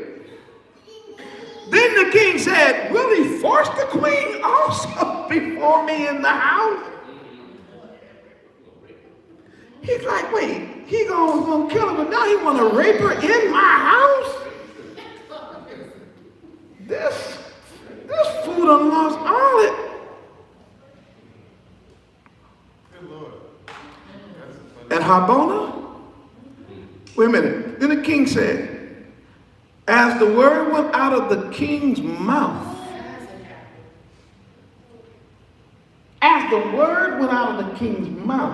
not my words, it's Bible, they covered Haman's face. Ooh, wait, he over here, please, baby. And his face is covered. I mean, it's over for you, man. Once they put that bag on your head, man, it's done. Covered his face. And Harbona, one of the chamberlains, said to the king, or said before the king, behold also the gallows, 50 cubits high, which Haman had made for Mordecai, who had spoken good for the king, standeth in the house of Haman. Then the king said, not my words, hang him. thereon. Hang Haman on his own gallows. Hang him in his own yard. So they hanged Haman on the gallows that he had prepared for Mordecai. And it wasn't until Haman was hanging that the king's wrath was pacified. Do y'all see it in your Bible? When we take out time to read the scriptures the way they were designed to be read, everything makes more sense. Now, I'm not going to go through the rest. If I get a chance, I might finish it later. But in chapter 8, because there's 3 more chapters, 8, 9, 10. In chapter 8, what we're going to find out is Mordecai is brought to the king by Queen Esther and is elevated and is given a signet ring. In verse 3, we're going to discover of chapter 8 that the law was still written for the execution of the people. So you know what Esther did? She said, I know you can't take back your word once you wrote it, so really my people are going to die. Can you just do something? And what they came up with was a way to get around the king's writing. This is what they said. I can't undo that day for the people to do that, but I can do this. I can amend it. I can say what? Oh, y'all good? Oh, okay. They said keep reading. All right. How many people live better? Let's roll it. All right, watch this. Okay, look. And on that day, if y'all have to leave, I get it. It's no problem. Might as well put it on one video. Why not? Only 3 more chapters. I'll just read through them. On that day did King Ahasuerus give the house of Haman the Jews' enemy unto Esther the queen. And Mordecai came before the king, for Esther had told what he was unto her. And the king took off his ring, which he had taken from Haman, and gave it unto Mordecai. And Esther set Mordecai over the house of Haman. And Esther spake yet again before the king, and fell down at his feet, and besought him with tears to put away the mischief of Haman the Agagite, and his device that he had devised against all the Yehudim. And then the king held out the golden scepter toward Esther. So Esther arose, and she stood before the king and said, if it please the king, and if I have found favor in his sight, and the thing seem right before the king, and I be pleasing in his eyes, let it be written to reverse the letters devised by Haman, the son of Hammedatha, the Agagite, which he wrote to destroy the Yehudim, which are in the king's province. For how can I endure to see the evil that shall come unto my people? Or how can I endure to see the destruction of my kindred? So here's Xerxes' answer. Then King Xerxes said unto Esther the queen, and to Mordecai the Yehudim, the Yehudi, behold, I have given Esther the house of Haman, and him they have hanged upon the gallows, because he had laid his hand, because he laid his hand upon the Yehudim. Write ye also for the Yehudim, as it liketh you. In other words, you write down something that pleases you. Make sure it's right to you. And do it in the king's name. And seal it with the king's ring. Remember, he got the ring from Haman. He gave Haman the ring, he got it back. Here, you use the ring, which for the writing which is written in the king's name, and seal it with the king's ring. May no man reverse. Then were the king's scribes called at that time in the 3rd month, that is, month Sivan. And on 3 and the 20th day thereof, and it was written according to all that Mordecai commanded unto the Yehudim, and to the lieutenants, and to the deputies, and the rulers of the province, which are from India to Ethiopia. I've shown you that map a few times. And 100 127 provinces, unto every province according to the writings thereof, and unto every people after their language, and to the Yehudim according to their writings, and according to their language. And he wrote in the king Ahasuerus' name, and sealed it with the king's ring, and sent letters by post on horseback and rider, on mules, camels, and dromedaries. He's like, man, get this word out. Wherein the king granted the Yehudim which were in every city together to gather themselves together to stand for their life. So remember, I told you they're going to alter. All they're going to do is say this: look, you can fight. Fight back. I can't stop them from attacking you if they want to, but what I'm telling you to do is fight the enemy when they come to get you. You have the right based on the king. Let me read that line again, it'll make sense. Wherein the king granted the Yehudim, which were in every city, to gather themselves together and stand for their lives, to destroy, to slay, to cause to perish all the power of the people of the province that would assault them. We didn't even know we had that many enemies. You mean when it was legal to go out and just kill us, everybody wanted to kill us? Man, both little ones and women, to take the spoil of them for a prey. Upon one day, all the provinces of the king Ahasuerus, namely upon the 13th day of the 12th month, which is the month Adar. The copy of the writing for a commandment to be given to every province was published unto all the people, and that the Yehudim should be ready against that day to avenge themselves on their enemies. In other words, the law's out, it's going to kill everybody, but you guys can fight back. Verse 14. So the post that rode upon the mules and the camels went out, being hastened and pressed on by the king's commandment, and the decree was given at Shushan, the palace. And Mordecai went out from the presence of the king in royal apparel of blue and white, and with a great crown of gold, and with a garment of fine linen and purple. And the city of Shushan rejoiced and was glad.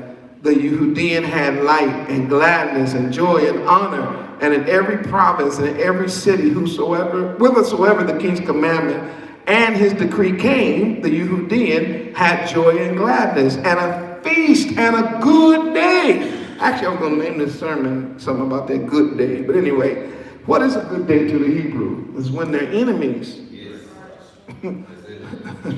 are put down. And many of the people of the land became Yehudim. I can't even begin to touch that right now, because some people still don't understand that people can be converted to becoming Israel and be just as much in as everybody else.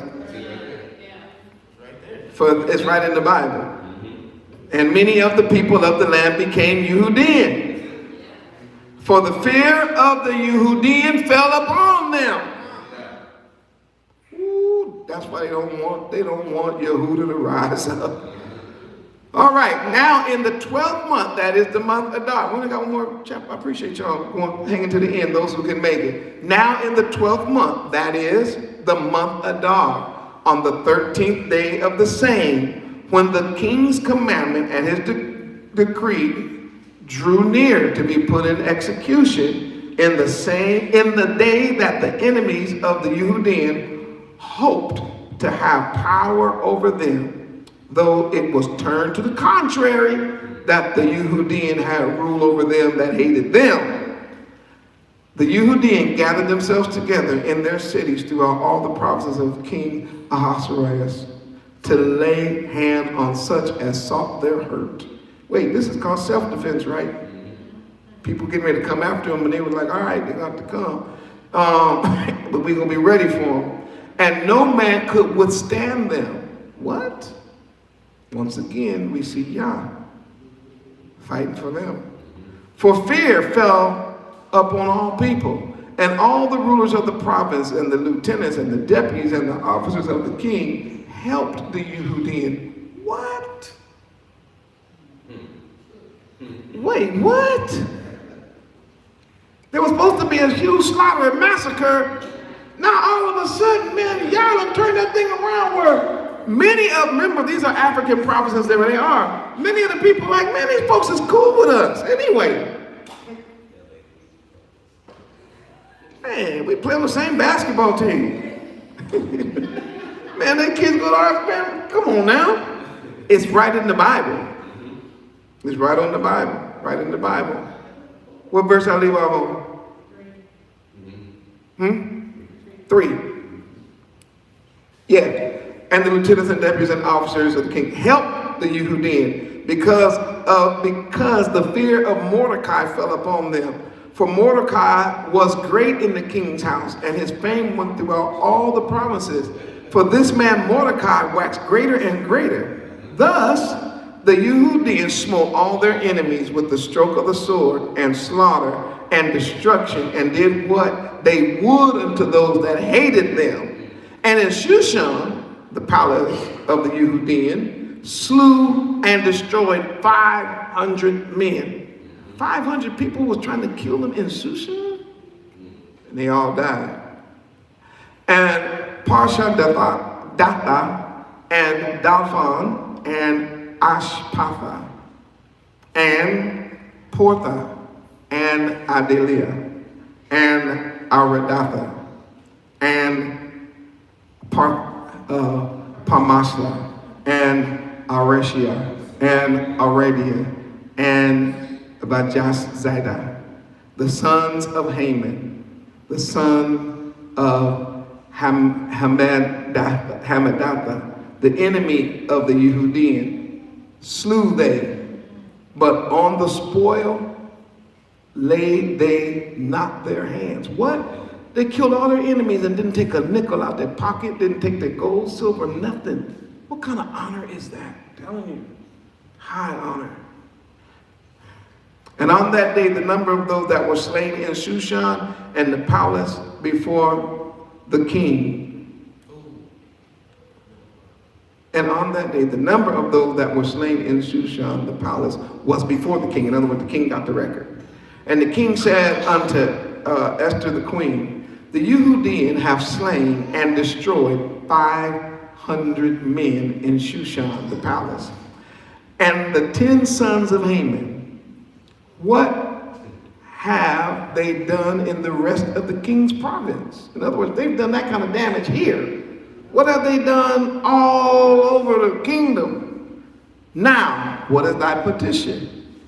And it shall be granted thee. Or what is thy request further? And it shall be done.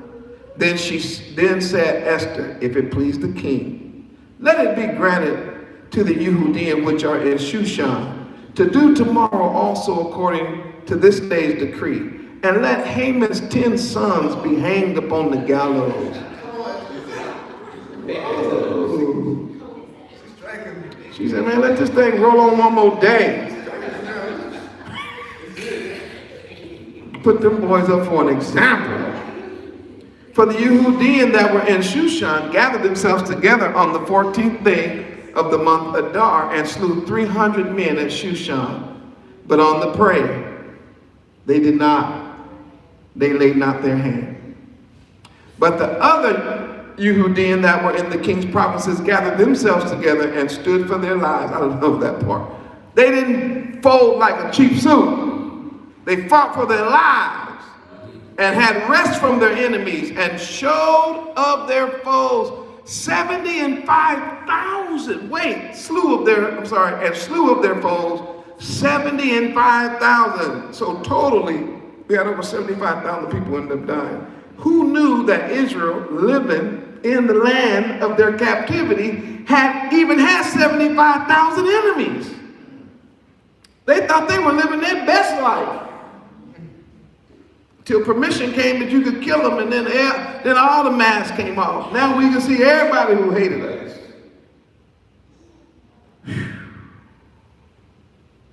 And on the 14th day of month Adar, and on the 13th day of month Adar, and on the 14th day of the same, rested they, and made it a day of feasting and gladness. Now we come into Purim. This is how we get our feast day. But the Yehudim that were at Shushan assembled together on the 13th day thereof, and on the 14th day thereof, and on the 15th of the same, they rested, and made it a day of feasting and gladness. Therefore, the Yehudim of the villages that dwelt in the unwalled towns made the 14th day of the month Adar a day of gladness and feasting, and a good day, and of sending, that word portions is really gifts one to another. Celebrating this feast, we should be giving gifts to each other. Y'all talking about y'all missed the gift giving part of Christmas. Here go a month for y'all. It's a marvelous celebration. Give somebody something, especially the poor. It don't feel right. Just not the same. Especially the poor among us. Verse 20. And Mordecai wrote these things and sent letters unto all the Yehudim that were in all the provinces of the king Ahasuerus, both nigh and far, to establish this among them, that they should keep the 14th day of the month Adar. So that's why we're doing it. All right? And the 15th day of the same, yearly, as the days wherein Yahuwah rested, the Yehudim rested from their enemies, which is, by the way, starts tomorrow. That's why I'm doing the lesson today. I think you all figured that out by now.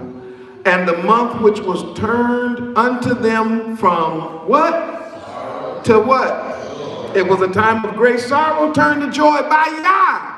And from morning into a what? So you see that word over and over again, a good day, a good day, a good day. I think there's a song in there somewhere. Javon, Jazz, Annah Jack. There's a song in there somewhere. And that they should make them days of what? Feasting and of sending portions one to another, and what? Gifts to the poor. This should be one of the greatest times. I told you that the devil always grabs what's given to us and bends it for him. So all the stuff that they do at so-called Christmas, all of these rules, what's the time when we care for the poor and misfortunes and all that? It's always during Christmas time. It's always whatever Yah has set up, it's always gonna be a counterfeit. So we know that we were told to do this and to look out for one another and give, encourage each other, have a good time, enjoy, and look out for the poor. That's our feast. And the Yehudians undertook to do as they had begun, and as Mordecai had written unto them, because Haman and the sons of Hammedatha, the Agagite, the enemy of all the Yehudim, had devised against the Yehudim to destroy them, and had cast pur, that is the lot. So they cast lot against them, that is the lot, to consume them and to destroy them. But when Esther came before the king, he commanded by letters that this wicked device, which he devised against the Jews, should return upon his own head, and that he and his son should be hanged on the gallows. Wherefore they called these days Purim, after the name of Pur. Therefore, for all of the words of the letter and of that which they had seen concerning this matter, and which had come unto them, the Yehudim ordained and took upon them and upon their seed and upon all such as joined themselves unto them, so as it should not fail, that they would keep these 2 days according to their writings and according to their appointed time every year, and that these days should be remembered and kept throughout every generation, every family, every province, every city, and that these days of Purim should not fail from among the Yehudim, nor the memorial of them perish from their seed. And hallelujah, we are the seed, and it is coming back to us even now in our captivity. We never celebrated Purim before, but Yah is faithful and is brought back to our remembrance. Then Esther the queen, the daughter of Abihail, and Mordecai the Yehudim, wrote with all authority to confirm this letter of Purim.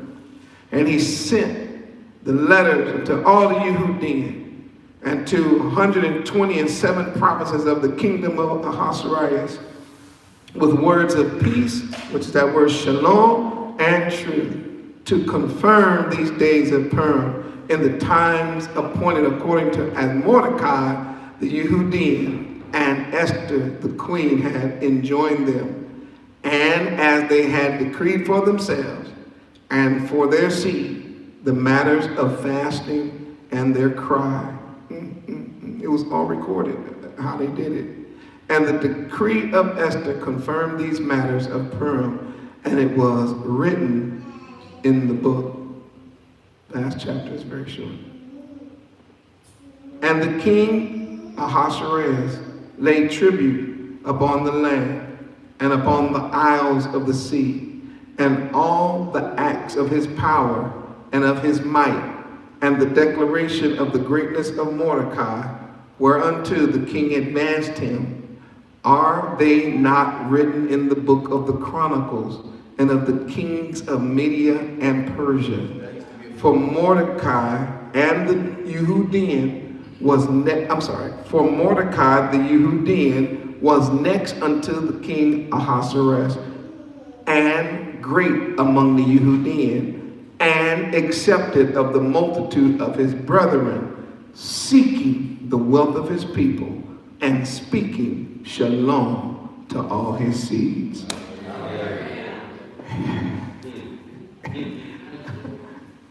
Amen. Hallelujah. Anybody still in the room? It's 300 people still in the room. Ain't that wonderful? Hallelujah. Hallelujah. Hallelujah. What is this story telling us? It's telling us that Yah can use, and he chooses to use whoever he sees. So here is Hadassah. Literally what we would call from rags to riches story. But look what she had to suffer on behalf of her people. But it was because of her faithfulness. It was because of the keeping of the Torah of her uncle, and the resolve for the people, that they were used mightily to save Israel from destruction. Which, by the way, because of that, the line of Judah continued, and eventually we get Miriam, who then brings forth the Mashiach, right? Do you understand that the Mashiach then has to do some things? Watch this. He has to also stand before the king. Hamashiach also has to stand before the governors to do what? Plead for the life of the people who want to kill him. But unlike the story of Hadassah, Hamashiach is crucified. The good for the bad, the right for the wrong, the holy person for the unholy. He dies for our sins, which is deep, ain't it? Hadassah was willing to die, but Hamashiach did die on behalf of his people. And it was only the blood of the Lamb that offered any appeasement, so that Abba Yah could once again reconcile us to him. So he dies in front of these pagans under occupation. But death doesn't ultimately kill him. He's buried, but the grave is not holding him. He's being delivered from the grave, death, and hell by Abba Yah. Now let me tell you something. He's King of Kings. He's Master of Masters. He's coming back. And when he comes back, you think Mordecai was something. You think the slaughter of Esther and Mordecai made the book. Wait till he comes back. Fight for his people. The blood will be to the horse's bridle, but it'll be for our deliverance. Hallelujah. One day we're going to be delivered. We're going home. Hallelujah. Abayah told our Rabbi for this lesson, for this beautiful book, and told our Rabbi for allowing us to go through the whole book in one setting. Log it in the hearts and minds of your people worldwide. Let them take what was taught today and take it even further. Research it even deeper in order to realize and understand and be grateful for your wonderful providence in our lives. You got it all worked out. All we need to do is hear your voice and follow your plan. Teach us how to be more like you. Wash us that we would get rid of the spots of the world. Iron us that we might get rid of the wrinkles of our society. Make us, dress us in the royal apparel of Torah, that we might be presented to you as a glorious bride. Todah Rabbah for Mordecai, Todah Rabbah for Hadassah, and Todah Rabbah more than anything for Hamashiach. Hallelujah. Amen. Javon, play something upbeat, man. Play something upbeat. Jazz, come play a little something. I want to thank everyone who's been online with us today. This is a marvelous time. If you want to help the art, you can always go to the website, make a donation. You can do the Cash App. Todah Rabbah for those of you who have been doing that. That's the only way we can keep going. We honestly can't do this without you. And Passover is coming.